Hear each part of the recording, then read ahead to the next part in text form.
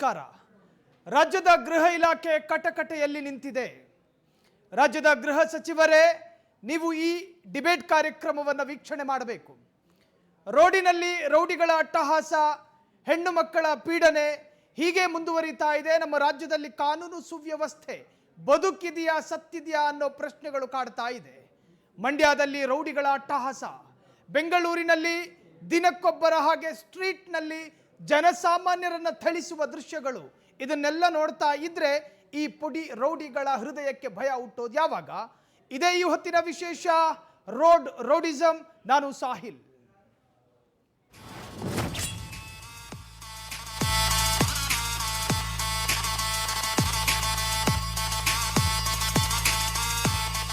ಈ ಪುಡಿ ರೌಡಿಗಳಿಗೆ ಹೆಣ್ಣು ಮಕ್ಕಳು ಅನ್ನುವ ಕನಿಷ್ಠ ಮಾನವೀಯತೆಯ ಪರಿಜ್ಞಾನವೂ ಇಲ್ಲ. ಹೆಣ್ಣು ಮಕ್ಕಳ ಮೇಲೆ ನಿರ್ದಯವಾದ ಡೆಡ್ಲಿ ಅಟ್ಯಾಕ್, ವೀಲಿಂಗ್ ಹುಚ್ಚಾಟ, ರಸ್ತೆಯಲ್ಲಿ ಸಾವಿನ ಹೆಣಗಾಟ. ರಸ್ತೆಗಿಳಿದಿರೋದು ಸಂಚಾರಕ್ಕ, ಕಿರಾತಕರ ಸಂಚಾರಕ್ಕ. ಕ್ಷಣಿಕ ಕೋಪಕ್ಕೆ ಬಲಿಯಾಗ್ತಾ ಇದೆಯಾ ಮನುಷ್ಯತ್ವ? ರಸ್ತೆ ಮಧ್ಯೆ ರಕ್ತ ಸಿಕ್ತವಾಗ್ತಾ ಇದೆಯಾ ಮಾನವೀಯತೆ? ರೌಡಿಗಳ ಅಟ್ಟಹಾಸಕ್ಕೆ ಅಂತ್ಯ ಯಾವಾಗ? ಇವರಿಂದ ಸಾರ್ವಜನಿಕರ ಜೀವಕ್ಕೆ ಗ್ಯಾರಂಟಿನೇ ಇಲ್ವಾ? ವೀಲಿಂಗ್ ಹುಚ್ಚಾಟ ರಸ್ತೆಯಲ್ಲಿ, ರಸ್ತೆ ಇರೋದು ಸಂಚಾರಕ್ಕೋ ಅಥವಾ ಈ ಪುಡಾರಿಗಳ ಹುಚ್ಚಾಟಕ್ಕೋ? ಸಾರ್ವಜನಿಕ ರಸ್ತೆಯಲ್ಲಿ ಸಾವಿನ ಸವಾರಿ. ರೀಲ್ಸ್ ಹುಚ್ಚಿಗೆ ಬಲಿಯಾಗ್ತಾ ಇದ್ದಾರ ಪಾದಚಾರಿಗಳು. ವೀಲಿಂಗ್ ವೀರರಿಗೆ ಖಾಕಿ ವಾರ್ನಿಂಗು. ರಸ್ತೆಯಲ್ಲೇ ಯಮನಂತೆ ಅಬ್ಬರಿಸುತ್ತಿರುವಂತಹ ಪುಂಡರು. ಬೈಕ್ ಸ್ಟಂಟ್ ಹೆಸರಿನಲ್ಲಿ ಬದುಕು ಧ್ವಂಸ. ಈ ವೀಲಿಂಗ್ ಭೂತ ಬಿಡಿಸೋರು ಯಾರು? ಯುವ ಸಮುದಾಯಕ್ಕೆ ಇದು ಗ್ರಹಣವಾಯಿತ. ಸಾರ್ವಜನಿಕ ರಸ್ತೆಯಲ್ಲಿ ಸಾವಿನ ಸವಾರಿ. ರೀಲ್ಸ್ ಹುಚ್ಚಿಗೆ ಬಲಿಯಾಗ್ತಾ ಇದ್ದಾರೆ ಪಾದಚಾರಿಗಳು. ಸೊ ವೀಲಿಂಗ್ ವೀರರಿಗೆ ಖಾಕಿ ಎಚ್ಚರಿಕೆಯನ್ನು ಕೊಡ್ತಾ ಇದೆ. ಸಾರ್ವಜನಿಕ ರಸ್ತೆಗಳಿರೋದು ಸಂಚಾರಕ್ಕೆ, ಫುಟ್ಪಾತ್ ಇರೋದು ಪಾದಚಾರಿಗಳ ಸಂಚಾರಕ್ಕೆ. ಈ ರೌಡಿಗಳ ಅಡ್ಡೆ ಅದಲ್ಲ, ಅವರವರ ಅಪ್ಪನ ಮನೆಯ ಆಸ್ತಿಯೂ ಅದಲ್ಲ. ಪೋಷಕರಿಗೆ ಈ ಪೋಖರಿಗಳ ಉಚ್ಚಾಟಗಳು ಆತಂಕ ಮೂಡಿಸ್ತಾ ಇದೆ. ಕ್ಷಣಿಕ ಮಜಾಗಾಗಿ ಸಾರ್ವಜನಿಕರಿಗೆ ಸಂಕಟ. ಹೆದ್ದಾರಿಯನ್ನೇ ಡೆತ್ ಝೋನ್ ಮಾಡಿದ ಕಿರಾತಕರು.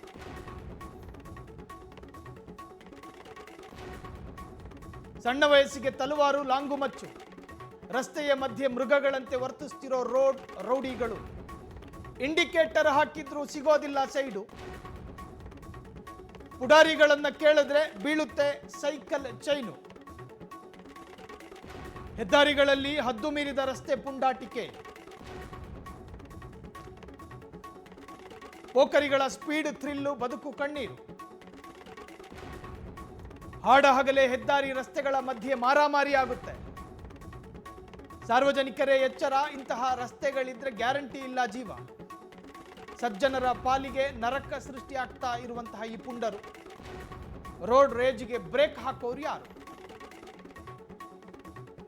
ಕಾನೂನಿಗಿಲ್ಲ ಭಯ, ಕಾನೂನಿನ ಮೇಲೆ ಭಯ ಇಲ್ಲ ಈ ಪೋಕಿರಿಗಳಿಗೆ. ಪೊಲೀಸರನ್ನ ಕಂಡ್ರೆ ಅವರಿಗೊಂದು ಅಸಡ್ಡೆ. ರೌಡಿಗಳ ಹಿಂದೆ ಯಾರಿದ್ದಾರೆ? God father. ಮನೆ ಬಿಟ್ಟವರು ಮನೆಗೆ ಬರ್ತಾರಾ ಅನ್ನೋ ಆತಂಕ ಪೋಷಕರದ್ದು.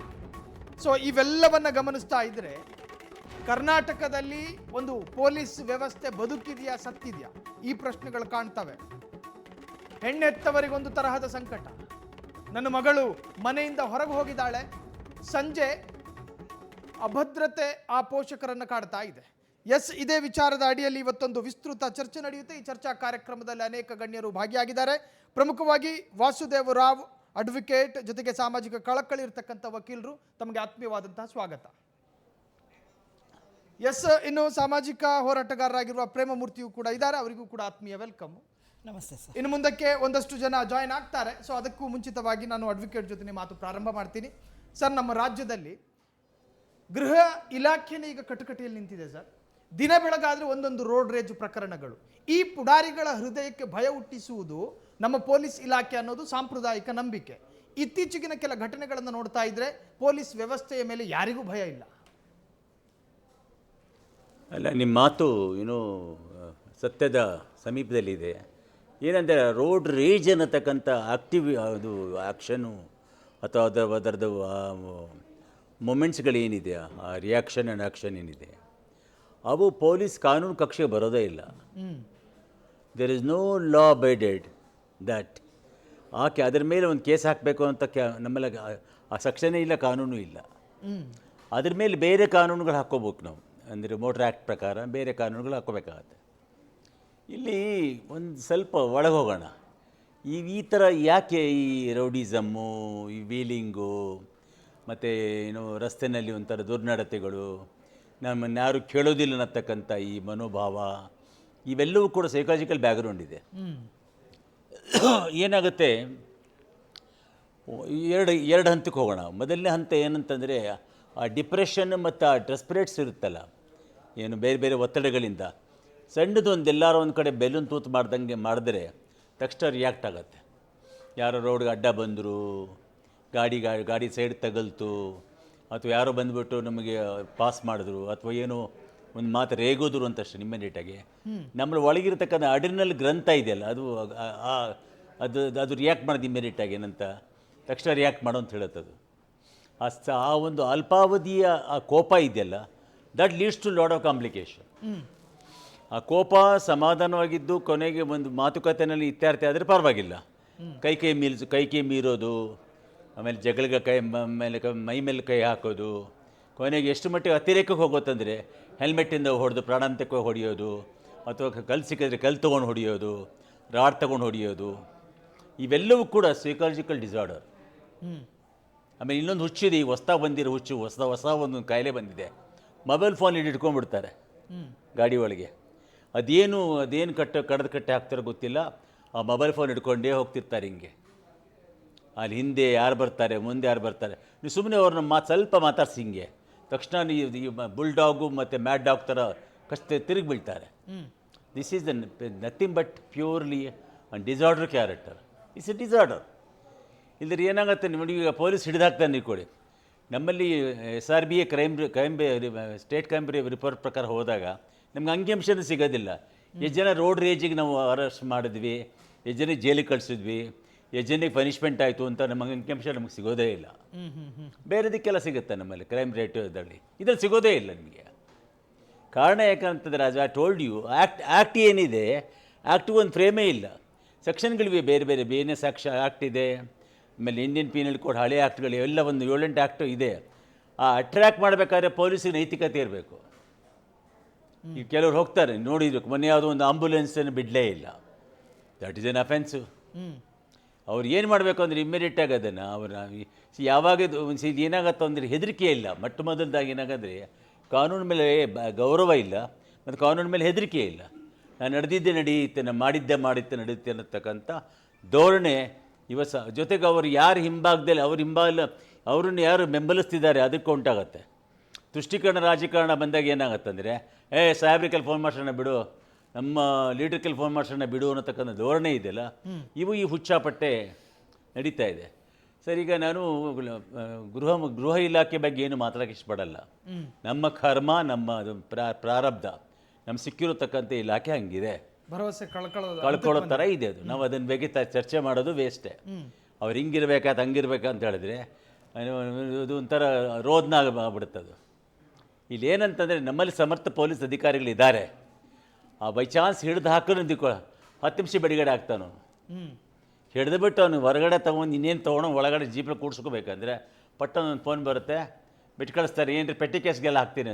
ಪೆಟ್ಟಿ ಕೇಸ್ ಅಲ್ಲ ಇದು, ಎಷ್ಟೆಷ್ಟೋ ಲೈಫ್ಗಳು ಹೊಟ್ಟೋಗಿದೆ. ನಿಮ್ಗೆ ಯಾಕೆ ಲೆಕ್ಕ ಸಿಗಲ್ಲ ಅಂತಂದರೆ ಅದು ಕಾನೂನಿನ ಬೌಂಡ್ರಿ ಬಂದಿಲ್ಲ, ಅದಕ್ಕೆ ಲೆಕ್ಕ ಸಿಗಲ್ಲ ನಿಮಗೆ. ಸುಮಾರು ನಡೀತಿದೆ. ಇದನ್ನು ಬೇಕು, ಇದು ಕೆಲಸದಲ್ಲಿ ಅಸಾಲ್ಟ್ ಮಾಡಬೇಕು ಅಂತಲೇ ಪ್ಲ್ಯಾಂಟೆಡ್ ಪ್ರೋಗ್ರಾಮು ಮಾಡ್ತಾರೆ. ಅಂದರೆ ಟ್ರಾಫಿಕ್ನಲ್ಲಿ ನುಗ್ಗೋದು, ಒಂದು 8 ಜನ ಗುಂಪು ಮಾಡ್ಕೊಳ್ಳೋದು, ಅವನು ಅಸಾಲ್ಟ್ ಮಾಡೋದು. ನೋಡ್ರ ಕಣ್ಣಿಗೆ ಏನು ಕಾಣುತ್ತೆ ಅಂತಂದರೆ ಅದು ಯಾವುದೋ ಬೀದಿ ಗಲಾಟೆ ಅನ್ಕೋತಾರೆ, ಬೀದಿ ರಂಪಾಟ ಅನ್ಕೋತಾರೆ. ಆ್ಯಕ್ಚುಲಿ ಅಲ್ಲ, ಇಟ್ಸ್ ಎ ಪ್ಲ್ಯಾಂಟೆಡ್ ಪ್ರೋಗ್ರಾಮ್ ಅದು. ಇದಕ್ಕೆ ಪೊಲೀಸ್ ಇಲಾಖೆಗೆ ಇದನ್ನು ವಾಚ್ ಆ್ಯಂಡ್ ವಾರ್ಡಲ್ಲಿರಬೇಕು. ಒಂದು ಪೊಲೀಸ್ ಇಲಾಖೆಗೆ ಪವರ್ ಇದೆ, ಆ ಪವರನ್ನು ಸರಿಯಾಗಿ ಎಕ್ಸಿಕ್ಯೂಟ್ ಮಾಡಬೇಕು ಅವರು. ಬೇರೆದಾದರೆ ತಕ್ಷಣ ಓಡಿ ಬರ್ತಾರೆ, RSS ಆದರೆ ಓಡ್ಕೊಂಡು ಬರ್ತಾರೆ, ಓಡ್ಬಂದ್ಬಿಡ್ತಾರೆ. ಯಾವುದು ಬೇರೆ ಬೇರೆ ಅಂತ ಅಂದರೆ ಎಲ್ಲಿ ಅಲ್ಲಿ ಇನ್ಪುಟ್ಟು ಇರುತ್ತೆ ಅಲ್ಲ, ರಿಸೋರ್ಸಿಂಗ್ ಇರುತ್ತೆ, ಅಲ್ಲಿ ಮೊದಲೇ ಹಾಜರಿರ್ತಾರೆ. ಇದೆಲ್ಲ ಹಿಡಿಯೋದಿಲ್ಲ. ಪ್ರತಿಯೊಂದು ಇನ್ನೊಂದು ಏನಂತಂದರೆ ಇದಕ್ಕೊಂದು ಈ ಪೊಲೀಸ್ ಇಲಾಖೆ ಒಳಗೆ ಗುಂಡೆ ಆ್ಯಕ್ಟ್ ಅಂತ ಒಂದಿದೆ. ಆ ಗುಂಡೆ ಆ್ಯಕ್ಟ್ ಒಳಗೆ ಇವ್ರನ್ನ ಹ್ಯಾಂಡಲ್ ಮಾಡಬೇಕು. ಸರ್, ಈ ಗಂಭೀರ ಗುಣಗಳಿರೋ ತಂದೆ ಇರೋ ಮನೆಯಲ್ಲಿ ಮಕ್ಕಳು ಬಾಲ ಮುದುರ್ಕೊಂಡು ಕೂತ್ಕೊಂಡಿರ್ತಾರಂತೆ ಸರ್. ಒಂದು ರಾಜ್ಯ ಅಂತ ಬಂದಾಗ ಅಲ್ಲಿನ ಕಾನೂನು ಸುವ್ಯವಸ್ಥೆ ಗಂಡಸುತನವನ್ನು ಪ್ರದರ್ಶನ ಮಾಡಬೇಕು. ನಮ್ಮಲ್ಲಿ ಒಂದಷ್ಟು ಪೊಲೀಸರು ಇದ್ದಾರೆ ಸರ್, ನಾನು ಪ್ರತ್ಯೇಕವಾಗಿ ಹೆಸರೇನು ಕೂಡ ಉಲ್ಲೇಖ ಮಾಡೋದಿಲ್ಲ. ಅಂಬೂರು ಹೋಟೆಲ್ನಲ್ಲಿ ಕುಷ್ಕ ತಗೊಂಡು ಹೊಯ್ಸಳ ಗಾಡಿಯನ್ನು ಘರ್ಜನೆ ಮಾಡ್ಕೊಂಡು ಅವ್ರವ್ರ ಕೆಲಸ ನೋಡ್ಕೊಳ್ಳೋರು. ಅವರು ಓಡಾಡೋ ರಸ್ತೆಯಲ್ಲಿ ಗೂಂಡಾಗಳು ಅಟ್ಟಹಾಸ ಮೆರೀತಿರ್ತಾರೆ. ಹೆಣ್ಣು ಮಕ್ಕಳಿಗೆ ಭದ್ರತೆ ಇಲ್ಲ. ಈ ರಾಜ್ಯದ ಗೃಹ ಇಲಾಖೆ ಈಗ ಕಟಕಟೆಯಲ್ಲಿ ನಿಂತಿದೆ ಸರ್. ಮಂಡ್ಯದಲ್ಲಿ ಹೆಣ್ಣು ಅನ್ನೋದನ್ನು ನೋಡದೆ ನಿರ್ದಯವಾಗಿ ಹೊಡೆಯಕ್ಕೆ ಹೋಗ್ತಾನೆ ಸರ್. ಅವರ ಹೃದಯಕ್ಕೆ ಆ ಭರವಸೆ ಮೂಡಿಸಿದ್ಯಾರು? ಇಲ್ಲಿನ ಕಾನೂನಲ್ವಾ? ಯಾಕೆ ನೀವು ರೋಡ್ ರೇಜ್ ಪ್ರಕರಣ ಪೊಲೀಸ್ ಸ್ಟೇಷನ್ ಅಲ್ಲಿ ದಾಖಲಾದಾಗ ಅದಕ್ಕೆ ಸಂಬಂಧಪಟ್ಟವರನ್ನ ಠಾಣೆಗೆ ಕರೆಸಿ ಅರ್ಧ ಗಂಟೆ ಲೋಕಾಭಿರಾಮ ಮಾತನಾಡಿ ಬೆನ್ ಕೆಳಗೆ 2,000 ಬಿಟ್ಟು ಕಳಿಸ್ಕೊಡ್ತಾರೆ ಸರ್? ಇದು ನಮ್ಮ ಪೊಲೀಸ್ ವ್ಯವಸ್ಥೆ. ಅದೇ ನಿಮ್ಗೆ ಹೇಳಿದ್ದು. ಇದು ನಮ್ಮ ಪೊಲೀಸ್. ಇದು ಬದಲಾಗಬೇಕು ಅಂದ್ರೆ ಏನು ಚೇಂಜ್ ಆಗಬೇಕು ಸರ್? ಸರ್, ಈಗ ಇನ್ನೊಂದು ಏನಾಗುತ್ತೆ ಅಂದರೆ ಮೊಟ್ಟ ಮೊದಲದಾಗಿ ಆ ತುಷ್ಟೀಕರಣ ರಾಜಕೀಯ ಇದೆಲ್ಲ ಅದು ಹೋಗಬೇಕು ಸರ್. ತುಷ್ಟೀಕರಣ ಅಂತಂದರೆ ಇವರು ಅವ್ರು ಯಾರು ಈ ಆಟಪಾಠ ಮಾಡ್ತಾರಲ್ಲ ಅವ್ರ ಹಿನ್ನೆಲೆ ಚೆಕ್ ಮಾಡಿ ಕರೆಕ್ಟಾಗಿ ಒಂದು ಸಲ ಬೀಸಬೇಕು. ನೋಡಿ, ಗಾಡಿ ಸೀಸ್ ಮಾಡಬೇಕು ಅವ್ರದ್ದು. ಅವ್ರು ಮತ್ತೆ ರೋಡ್ ಬರಬಾರ್ದು. There is an act. ನೀವು ಗಾಡಿ ಏನಾದರೂ ರಸ್ತೆಯಲ್ಲಿ ಒಂದು 3-4 ಅಫೆನ್ಸು ಆಯಿತು ಮೋಟ್ರ್ ವೆಹಿಕಲ್ ಆ್ಯಕ್ಟಲ್ಲಿ, ನಿಮ್ಮ ಲೈಸೆನ್ಸ್ ಕಿತ್ಕೊಂಡ್ಬಿಡ್ತಾರೆ. ರೋಡಿಗೆ ಬರೋಂಗಿಲ್ಲ. ವಿದೇಶಗಳಲ್ಲಿ ಹೆಂಗೆ ಗೊತ್ತಾ ಹೇಳ ನಿಮಗೆ, ವಿದೇಶದಲ್ಲಿ ಏನಾದರೂ 3 ಸಲ ನಿಮ್ಮ ಡ್ರೈವಿಂಗ್ ಕೂಡ ನಿಮ್ಗೆ ಅಷ್ಟೇ 3 ಸಲ ನಿಮ್ಗೆ ಏನಾದ್ರು ಅಫೆನ್ಸ್ ಕಂಡು ಬಂತು ಅಂದರೆ ನೀವು ಜೀವನ ಪೂರ್ತಿ ಗಾಡಿ ಓಡಿಸಂಗೇ ಇಲ್ಲ. ಶಾಶ್ವತ ಭಯ. ಓಡಿಸಂಗೇ ಇಲ್ಲ ಗಾಡಿ, ನಿಮ್ಗೆ ಕೊಡೋದೇ ಇಲ್ಲ. ಗಾಡಿ ತೊಗೊಂಡು ರೋಡಿಗೆ ಬಂದಿರಿ ಅಂತಂದರೆ ಮುಗಿದೋಯ್ತು ನಿಮ್ಮದು. You are under the federal ಜೈಲ್ಗೆ ಹೋಗ್ಬಿಡ್ತೀರಿ ನೀವು. ನಮ್ಮಲ್ಲಿ ದುರಾದೃಷ್ಟಕರ ಏನಾಗಿದೆ ಅಂತಂದರೆ ಪೊಲೀಸ್ ಇಲಾಖೆ ಮತ್ತು ಆ ಕ್ರೈಮು ಅದೇನಿದೆ ಅದ್ರ ಮಧ್ಯೆ ನಡೀತಕ್ಕಂಥ ಅನೈತಿಕ ಮೈತ್ರಿ ಇದೆಯಲ್ಲ, ಅವು ಏನು ಮಾಡ್ತಾ ಇದೆ ನಿಮಗೆ ಲಾ ಆ್ಯಂಡ್ ಆರ್ಡರ್ ಕಣ್ಣು ಗೋಚರ ಆಗ್ತಾ ಇಲ್ಲ.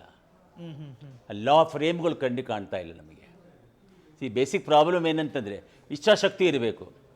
ಈಗ ಬೈ ಚಾನ್ಸ್ ಅದೇ ಮೊಬೈಲ್ ಅದು ಆಂಬ್ಯುಲೆನ್ಸ್ ಒಳಗೆ ಯಾವುದಾರ ಪೊಲೀಸ್ ಅಧಿಕಾರಿಯ ಒಂದು ಮನೆಯವರೋ ಅಥವಾ ಮಕ್ಕಳೋ ಅಥವಾ ಯಾರನ್ನ ಇದ್ದು ಅವ್ರು ಧಾವಿಸ್ತಿದ್ದಾರೆ ಹಾಸ್ಪಿಟ್ಲಿಗೆ ಅಂತಂದಾಗ ಅವಾಗ ಇದೇ ಥರ ಇರ್ತಿದ್ರಾ?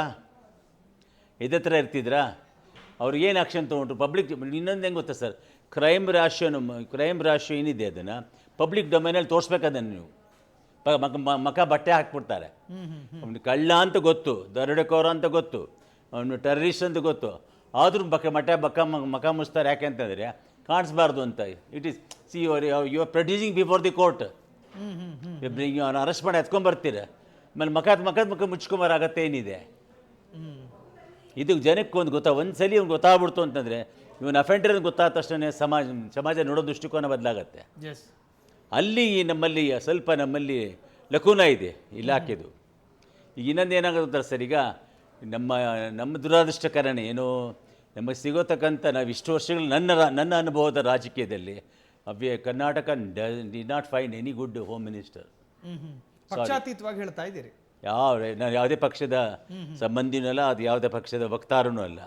ನಮಗೆ ಒಳ್ಳೆಯ ಕರ್ನಾಟಕ ರಾಜ್ಯದ ಆಡಳಿತ ಅದ್ಭುತ. ಯಾಕಂದರೆ ಇವತ್ತಿನ ನೆನ್ನೆ ಮಾರದಲ್ಲ, ಇದು ಮೈಸೂರು ರಾಜರಿಂದ ಹಿಡಿದು ಇಲ್ಲಿ ತನಕ ನಡೆದು ಬಂದಿದೆ.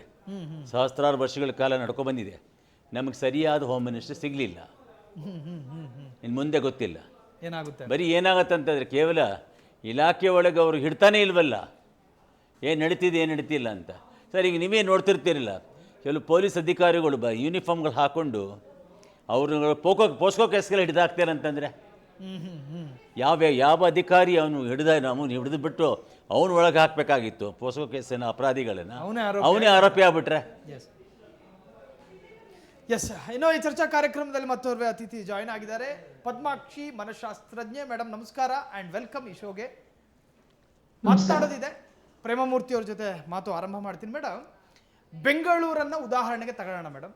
ಒಬ್ಬ ಬಂದು ಹಾಡ ಹಗಲೇ ಕಿವಿ ಕೈ ಹಾಕ್ತಾನೆ ಒಂದು ಹೆಂಗಸಿಂದು. ಆ ಓಲೆ ಭರದಲ್ಲಿ ಕಿವಿ ಅರ್ಧಕ್ಕರ್ಧ ಆತನ ಕೈಯಲ್ಲಿ. ಹೆಣ್ಣು ಮಕ್ಕಳಿಗೂ ಭದ್ರತೆ ಇಲ್ಲ. ನಿನ್ನೆ ನೀವು ಮಂಡ್ಯದಲ್ಲಿ ನಾವು ವಿಜುವಲ್ಸ್ ತೋರಿಸ್ತಾ ಇದ್ವಿ ಪ್ರಾರಂಭದಲ್ಲಿ.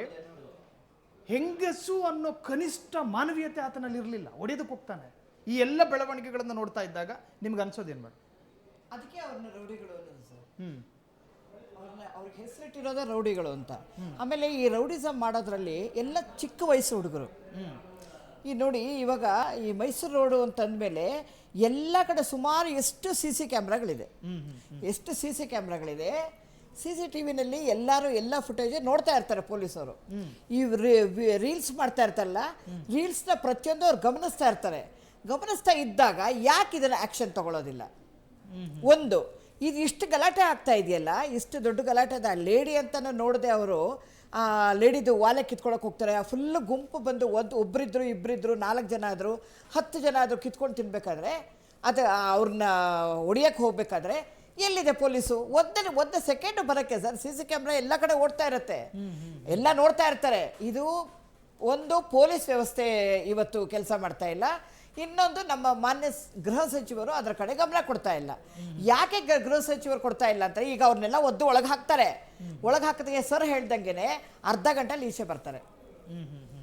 ಇರೋ ನಮ್ಮವ್ರು ಇದ್ದಾರೆ, ಫೋನ್ ಮಾಡಿಸ್ತೀನಿ, 1 ನಿಮಿಷ ಇರು ಅಂತ ಫೋನ್ ಮಾಡಿಸ್ತಾರೆ. ಅಲ್ಲಿಂದ ಫೋನ್ ಬಂದ ತಕ್ಷಣ ಇವ್ರನ್ನ ಪಿಟಿ ಕೇಸಲ್ಲೋ ಒಂದು 200 ರೂಪಾಯಿನೋ 400 ರೂಪಾಯಿ ದಂಡ ಹಾಕ್ಬಿಟ್ಟು ಕಳಿಸ್ತಾರೆ. ಈ ವ್ಯವಸ್ಥೆ ಇದು ಬದಲಾಗಬೇಕು. ಈ ವ್ಯವಸ್ಥೆ ಬದಲಾದಾಗ ಮಾತ್ರನೇ ಈ ಪುಡಿ ರೌಡಿಗಳಿಗೆ ನಾವು ಕಡಿವಾಣ ಹಾಕ್ಬೋದು. ಎಲ್ಲೇ ಹೋಗಲಿ ಸರ್, ಇವಾಗ ಒಂದು ಚೂರು ಈಗ ರೌಡಿಗಳು ಎಷ್ಟು ಮಾಡ್ತಾರೆ ಅಂತಂದರೆ, ಈಗ ಮೈಸೂರು ರೋಡಲ್ಲೇ, ಮೈಸೂರು ಬೆಂಗಳೂರು ರೋಡಲ್ಲೇ ನೋಡಿ ನೀವು, ಈ 60, 80, 100 ಅದು ಇದು ಸ್ಪೀಡ್ ಲಿಮಿಟ್ ಹಾಕ್ಬಿಟ್ಟಿದ್ದಾರೆ. ಈಗ 100ರಲ್ಲಿರೋನು ಹೆವಿ ಸ್ಪೀಡಲ್ಲಿ ಇರ್ತಾನೆ. ಅವನೇನು ಮಾಡ್ತಾನೆ, ಈ ಕಡೆ ಬರೋನಿಗೆ ಒಂದು ಚೂರು ಟಚ್ ಆದರೆ ಸಾಕು. ಈ ನಿನ್ನೆ ಆಗಿದ್ದ ಘಟನೆನೂ ಅಷ್ಟೇ, ಒಂದು ಚೂರು ಟಚ್ ಆಯಿತು ಅಂತ ಅವನು ಆಯಿತು ಅಂತ ಹೊರಟುಬಿಟ್ಟ. ಮುಂದೆ ಹೋದ್ಮೇಲೆ ಮತ್ತೆ ಇವನು ಹೋಗ್ಬಿಟ್ಟು ಮತ್ತೆ ಅವನ್ನ ಚೇಸ್ ಮಾಡಿ ಹಿಡಿದು ಹೊಡೆದಿರೋದು. ಈ ಒಂದು ಚೂರು ಟಚ್ ಮಾಡೋಂಗಿಲ್ಲ, ಒಂದು ಚೂರು ಅವ್ರನ್ನ ನೋಡೋ ಹಂಗಿಲ್ಲ, ಒಂದು ಚೂರು ಅವ್ರನ್ನ ಮಾತಾಡ್ಸಂಗಿಲ್ಲ, ಮೈ ಮೇಲೆ ಎಗರ್ತಾರೆ. ಈ ಥರ ವ್ಯವಸ್ಥೆ ಯಾವಾಗ ಬದಲಾಗಬೇಕು? ಈ ಬದಲಾಗೋದು ಒಂದು ಮಾನ್ಯ ಸಚಿವರು ಬದಲು ಮಾಡಬೇಕು, ಕಾನೂನು ವ್ಯವಸ್ಥೆ ಬಿಗಿ ಮಾಡಬೇಕು, ಅಥವಾ ಪೊಲೀಸರು ಚುರುಕಾಗಬೇಕು. ಪೊಲೀಸರು ಚುರುಕಾಗಲಿಲ್ಲ, ನಮ್ಮ ಗೃಹ ಸಚಿವರು ನೋಡಲಿಲ್ಲ, ಕಣ್ಣು ಮುಚ್ಕೊಂಡು ಕೂತ್ಕೊಂಡಿದ್ದಾರೆ. ಇವ್ರಿಗೆಲ್ಲ ರೀಲ್ಸಲ್ಲಿ ಹೆಣ್ಣು ಮಕ್ಕಳು ಹಿಂದೆ ಕೂತ್ಕೋತಾರೆ ಸರ್. ಇವತ್ತು ನಾಚಿಕೆಗೇಡಾಗಬೇಕು ಅವ್ರಿಗೆ. ಈ ದುರಹಂಕಾರ ಎಷ್ಟು ಮಿತಿ ಮೀರಿದೆ ಅಂತಂದರೆ, ಈಗ ಇಬ್ಬರಿಬ್ಬರು ಗಂಡು ಹುಡುಗರು ಹೋಗ್ತಾ ಇದ್ದಾರಲ್ಲ, ಆ ಒಂದು ಹಿಂದ್ಗಡೆ ಕೂತಿರೋರು ಲೇಡೀಸು ಇರ್ತಾರೆ, ಮಹಿಳೆಯರು ಇರ್ತಾರೆ. ಆ ಪ್ರೇಮಿನ ಕರ್ಕೊಂಡು ಹೋಗ್ತಾರೆ, ಅವರು ಎಂಜಾಯ್ ಮಾಡ್ಕೊಂಡು ಹೋಗ್ತಾರೆ. ಎಂಜಾಯ್ ಮಾಡ್ಕೊಂಡು, ಯಾತಕ್ಕೆ ಎಂಜಾಯ್ ಮಾಡೋದು? ಬಾ ನಾನು ಹೆಂಗೆ ಓಡಿಸ್ತೀನಿ, ಬಾ ನೀನು ನೋಡು ಅಂತ ಅವಳನ್ನ ಕರ್ಕೊಂಡು ಹೋಗ್ತಿರ್ತಾರೆ. ಯಾಕೆಂದ್ರೆ ಅವ್ರ ಮೇಲೆ ಹೆತ್ತವ್ರು ನೋಡ್ತಾ ಇರಲ್ವಾ ಸರ್, ಪೋಷಕರು ನೋಡ್ತಾ ಇರಲ್ವಾ? ಆಮೇಲೆ ಇನ್ನೊಂದು, ಈಗ ಸಣ್ಣ ಮಕ್ಕಳಿಗೆ ಈ ಬೈಕು ಬುಲೆಟ್ಗಳನ್ನ ಕೊಡಿಸ್ತಾರಲ್ಲ, ಈ ಪೋಷಕರನ್ನ ಮೊದಲು ಬುದ್ಧಿ ಹೇಳ್ಬೇಕು. ಈ ಪೋಷಕರು ಚಿಕ್ಕ ಸರ್, ಅವರೆಲ್ಲ ಏನು ದೊಡ್ಡ ರೌಡಿಗಳೆಲ್ಲ ಸರ್, ಎಲ್ಲ ಪುಡಿ ರೌಡಿಗಳು, ಎಲ್ಲ 18, 20 ವರ್ಷದ ಪುಡಿಗಳ ರೌಡಿಗಳೇ ಅವನು. ಅವ್ರನ್ನ ಇವತ್ತು ಬಿಟ್ಟರೆ ಅವರು ಮುಂದೆ ಒಂದು ದಿನ ನಟೋರಿಯಸ್ ರೌಡಿಗಳಾಗೋದ್ರಲ್ಲಿ ಖಂಡಿತ ಅನುಮಾನ ಇಲ್ಲ. ಇದಕ್ಕೆ ನಮ್ಮ ಮಾನ್ಯ ಸಚಿವರು ಇದನ್ನು ನೋಡಲೇಬೇಕು. ಅವರು ಅದಕ್ಕೆ ಕಾನೂನನ್ನು ಭದ್ರವಾಗಿ ಮಾಡಬೇಕು. ಮತ್ತು ಪೊಲೀಸರು ಇದನ್ನು ವ್ಯವಸ್ಥೆ ನೋಡಬೇಕು. ಇದನ್ನು ಪೊಲೀಸರು ನಿನ್ನೆ ನೋಡಿದಾರೋ ಬಿಟ್ಟಿದಾರೋ ಗೊತ್ತಿಲ್ಲ, ಪೊಲೀಸರು ಇದನ್ನು ನೋಡಬೇಕು. ಇದು ಬೆಂಗಳೂರು ಮೈಸೂರು ಒಂದರಲ್ಲೇ ಇಲ್ಲ ಸರ್, ಎಲ್ಲಿ ಖಾಲಿ ರೋಡಲ್ಲಿ ಇದೆ ಈ ರೀಲ್ಸ್ ಮಾಡೋ ಹುಚ್ಚಾಟ ಇದೆ.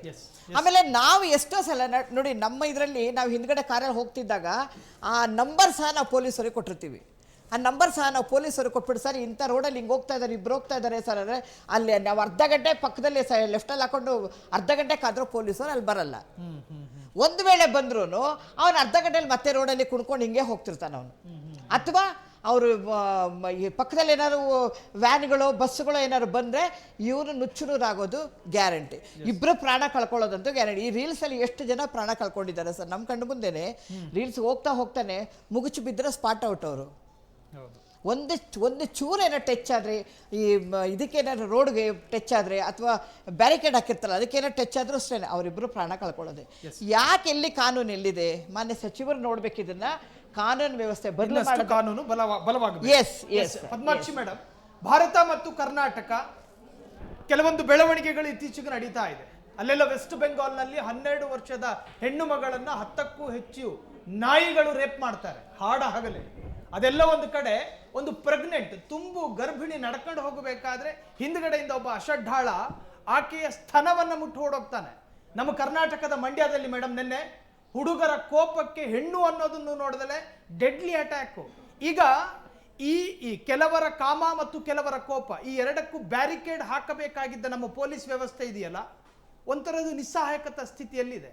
ಈಗ ಕೌನ್ಸಿಲಿಂಗ್ ಮಾಡಬೇಕಾಗಿರೋದು ಲಾ ಅಂಡ್ ಆರ್ಡರಿಗೂ ಅಥವಾ ಈ ತರಹದ ಪಾಪಿಗಳಿಗೂ?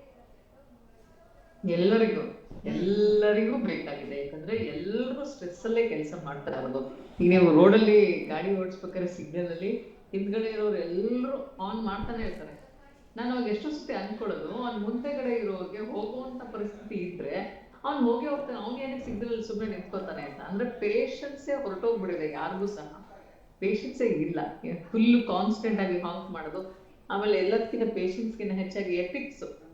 ಓ ನಾನು ಈ ತರ ಮಾಡಬಾರ್ದು, ಈ ಸರಿ ಯಾವುದು ತಪ್ಪು ಯಾವುದು ಅನ್ನೋ ಆ ವಿವೇಚನೆಯನ್ನ ಜನ ಕಳ್ಕೊತಾ ಇದ್ದಾರೆ. ಇದೆಲ್ಲವೂ ಯಾಕೆ ಜಾಸ್ತಿ ಆಗ್ತಾ ಇದೆ ಅಂತ ಹೇಳಿದ್ರೆ, ಮೊದಲು ಚೇಂಜ್ ಆಗ್ತಾರೋ ಮನಸ್ಥಿತಿಗಳು, ಚೇಂಜ್ ಆಗ್ತಾರೋ ಲೈಫ್ ಸ್ಟೈಲು, ಚೇಂಜ್ ಆಗ್ತಾರೋ ಪರಿಸ್ಥಿತಿ. ಆಮೇಲೆ ಮತ್ತೊಂದು ಸರ್ವ ಮಾಡಮ್ಮ ತುಂಬಾ ಚೆನ್ನಾಗಿ ಹೇಳಿದ್ರು, ಸರಿಯಾಗಿ ಯಾವುದೇ ತರವಾದಂತ ಕಾನೂನು ವ್ಯವಸ್ಥೆ, ಭಯ ಇಲ್ಲ. ಆ ಭಯ ಇಲ್ಲ, ಆ ಭಯ ಹೊರಟೋಗ್ಬಿಟ್ಟಿದೆ. ನನ್ಗೆ ಏನಾದ್ರು ಆದ್ರೆ 300-400 ರೂಪಾಯಿ ಬಿಡಿಸ್ಕೊಂಡ್ ಬರ್ಬೋದು ಅನ್ನೋ ಒಂದು ಆಟಿಟ್ಯೂಡ್ ಬೆಳ್ಕೊಂಡಿರೋದ್ರಿಂದ. ಈಗ ಮುಂಚೆ ಪೊಲೀಸ್ ಸ್ಟೇಷನ್ ಮೆಟ್ಲತ್ತದಂದ್ರೆ ಭಯ ಇತ್ತು, ಅಪ್ಪ ಏನಾದ್ರು ನನ್ನ ಹೆಸರು ಕೆಟ್ಟೋಗ್ಬಿಡುತ್ತೆ, ಫ್ಯಾಮಿಲಿ ಹೆಸರು ಕೆಟ್ಟೋಗ್ಬಿಡುತ್ತೆ, ಹಂಗೆಲ್ಲ ಮಾಡಬಾರ್ದು ಅಂತ. ಈಗ ಹಂಗಿಲ್ಲ, ಅಯ್ಯೋ ಬಿಡಿಸ್ಕೊಂಬಂದ್ರೆ ಆಯ್ತು ಬಿಡು ಅನ್ನೋವಂತ ಒಂದು ಕ್ಯಾಶುವಲ್ ಆಟಿಟ್ಯೂಡ್ ಅನ್ನು ಎಲ್ಲರೂ ಬೆಳೆಸ್ಕೊತಾ ಇದ್ದಾರೆ. ಎಲ್ಲೋ ಒಂದ್ ಕಡೆ ಈ ತರ ಮಾಡಿದಂತ ವ್ಯಕ್ತಿಗಳಿಗೆ ಸರಿಯಾಗಿ ತಕ್ಕ ಶಾಸ್ತಿ ಆಯ್ತು, ಸರಿಯಾಗಿ ಪನಿಷ್ಮೆಂಟ್ ಆಯ್ತು ಅನ್ನೋಂತ ಜಾಸ್ತಿ ಇನ್ಫಾರ್ಮೇಶನ್ ಇದೇ ವೈರಲ್ ವಿಡಿಯೋಸ್ ಮೂಲಕ ಆದ್ರೆ ಡೆಫಿನೆಟ್ಲಿ ಹೆದರ್ಕೊಂತಾರೆ. ಅಂದ್ರೆ ಇಲ್ಲಿ ಸಿಗ್ನಲ್ ಅಲ್ಲಿ ಫಾಲೋ ಮಾಡ್ಬೇಕಾಗಿರೋದು ಟ್ರಾಫಿಕ್ ರೂಲ್ಸ್, ಅಷ್ಟರ ಜೊತೆಗೆ ಫಾಲೋನು ಮಾಡ್ಕೋಬೇಕಾಗಿರೋದು ತಮ್ಮ ಮನಸ್ಸಿನ ಮೇಲಿನ ಹತೋಟಿ. ಈಗ ಇನ್ನೊಬ್ಬರನ್ನ ನಾನು ಪಬ್ಲಿಕ್ ಅಲ್ಲಿ ಹೀಗೆ ಮುಟ್ಟಿದ್ರೆ ಸುಮ್ಮನೆ ಬಿಡಲ್ಲ ಸಮಾಜ ಅನ್ನೋದನ್ನ ಅವರಿಗೆ ಸರಿಯಾಗಿ ಮನಮುಟ್ಟುವಂತೆ ಸರಿಯಾದ ಒಂದು ಪನಿಷ್ಮೆಂಟ್ಸ್ ಆಗ್ಬೇಕಾಗಿದೆ. ಆಮೇಲೆ ಒಂದು ಮಗುವಿನ ಮೇಲೆ 30 ಜನ ಏನ್ ಈ ತರದ ಇದಂತೂ ಹ್ಯೂಮ್ಯಾನಿಟಿ ಮೇಲೇನೆ ಒಂದು ಕೆಟ್ಟ ಕಳಂಕ ಇದು. ಈ ತರ ಮಾಡ್ತಾರೆ ಅಂದ್ರೆ ಅವ್ರು ಎಷ್ಟರ ಮಟ್ಟಕ್ಕೆ ಅವ್ರ ಮಾನಸಿಕ ಪರಿಸ್ಥಿತಿ ಕೆಟ್ಟ ಹೋಗಿರುತ್ತೆ. ಈ ತರದ ಒಂದು ವ್ಯಕ್ತಿಗಳಿಗೆ, ಸಾಕಷ್ಟು ವ್ಯಕ್ತಿಗಳಲ್ಲಿ ಆಂಟಿ ಸೋಷಿಯಲ್ ಪರ್ಸನಾಲಿಟೀಸ್ ಇರುತ್ತೆ. ಅಂದ್ರೆ ಸಮಾಜ ಘಾತುಕದ ಒಂದು personality, they are against society loss. ಅವ್ರಿಗೆ ಯಾರು ಇನ್ನೊಬ್ರಿಗೆ ಹಿಂಸೆ ಆಗಿದ್ರು ಏನು ಅನ್ಸಲ್ಲ, ಎಮೋಷನ್ಸ್ ಅನ್ಸಲ್ಲ. ಒಬ್ರಿಗೆ ನೋವು ಆಗ್ತಿದ್ರೆ ಖುಷಿ ಅನ್ಸುತ್ತೆ. ಈ ತರದ ಒಂದು ಭಾವನೆಗಳು, ವಿಚಿತ್ರವಾದಂತ ಬಿಹೇವಿಯರ್ಸ್ ಅವರಲ್ಲಿ ಇರುತ್ತೆ. ಅಂಥವ್ರಿಗೆ ಏನು ಮ್ಯಾಟ್ರ್ ಆಗಲ್ಲ. ಯಾವಾಗ ಸರಿಯಾಗಿ ಅವ್ನು ಏನೇ ಮಾನಸಿಕವಾಗಿ ನೊಂದಿರ್ಬೋದು, ಅದು ಏನೇ ಸಮಸ್ಯೆ ಆಗಿರ್ಬೋದು, ಈ ತರದ ಕ್ರಿಮಿನಲ್ ಕೆಲಸಗಳನ್ನ ಮಾಡಿದಾಗ ಸರಿಯಾದ ರೀತಿಯಲ್ಲಿ ತಕ್ಕ ಶಾಸ್ತಿ, ನಾನು ಮತ್ತೆ ಹೇಳ್ತಾ ಇದ್ದೇನೆ, ಸರಿಯಾಗಿ ಪನಿಷ್ಮೆಂಟ್ ಆದ್ರೆ ಮತ್ತೆ ಈ ತರ ಮಾಡೋರು ಹೆದರ್ಕೊಂತಾರೆ. ಎಷ್ಟೇ ಮೆಂಟಲಿ ಡಿಸ್ಟರ್ಬ್ ಇದ್ರು ಸರಿ ತಪ್ಪುಗಳ ಒಂದು ಆಲೋಚನೆ ತಲೆಯಲ್ಲಿ ಇದ್ದೇ ಇರುತ್ತೆ. ನಾನು ಹಿಂಗ್ ಮಾಡ್ಬಾರ್ದಲ್ಲಪ್ಪ ಅನ್ನುವಂತ ಒಂದು ಭಯ ಬಂದೇ ಬರುತ್ತೆ. ಮನುಷ್ಯ ಇವಾಗ ಸಖತ್ ಫಾಸ್ಟ್ ಎಲ್ಲ ಫಾಸ್ಟ್ ಫುಡ್, ಫಾಸ್ಟ್ ಪ್ರಪಂಚ, ಫಾಸ್ಟ್ ಆಗಿ ಓಡಾಡಿಸ್ಬೇಕು, ಗಾಡಿ ಫಾಸ್ಟ್ ಆಗಿ ರಿಚ್ ಆಗ್ಬೇಕು, ಬೇಗ ಸಾವುಕಾರ ಆಗ್ಬೇಕು, ಅಥವಾ ಇನ್ನೊಬ್ಬರನ್ನ ನಾನು ತೊಂದರೆ ಕೊಟ್ಟು ಖುಷಿ ಪಡ್ಬೇಕು, ನನ್ನನ್ನು ಯಾರು ಮಾತಾಡ್ಸಲ್ಲ, ನಾನು ಇರೋಂತ ಒಂದು ಪರಿಸ್ಥಿತಿಲಿ ನನ್ನನ್ನು ಯಾರು ಮಾತಾಡ್ಸಲ್ಲ, ಸರಿ ಯಾರಿಗೋ ಹಿಂಸೆನಾದ್ರು ಕೊಟ್ಬಿಟ್ಟಾದ್ರು ನಾನು ಖುಷಿ ಪಡ್ಬೇಕು. ಈ ತರದ ಒಂದು ಬೇಡದ ಭಾವನೆಗಳೆಲ್ಲವೂ ಜಾಸ್ತಿನೇ ಆಗ್ತಾ ಇದೆ. ಇದು ಯಾಕೆ ಅಂದ್ರೆ ಸೋಷಿಯಲ್ ಮೀಡಿಯಾ ಇನ್ಫ್ಲುಯೆನ್ಸ್. ಓ ನನಗೇನು ಆಗಲ್ಲ ಅನ್ನೋ ಒಂದು ಬಂಡ ಧೈರ್ಯ ಅವರಲ್ಲಿ ಜಾಸ್ತಿ ಆಗ್ತಾ ಇರೋದ್ರಿಂದ. ಇನ್ನು ಹಿರಿಯ ಪೊಲೀಸ್ ಅಧಿಕಾರಿ, ನಿವೃತ್ತ ಅಧಿಕಾರಿ ಎಸ್ ಕೆ ಉಮೇಶ್ ಅವರು ಕೂಡ ಜಾಯ್ನ್ ಆಗಿದ್ದಾರೆ.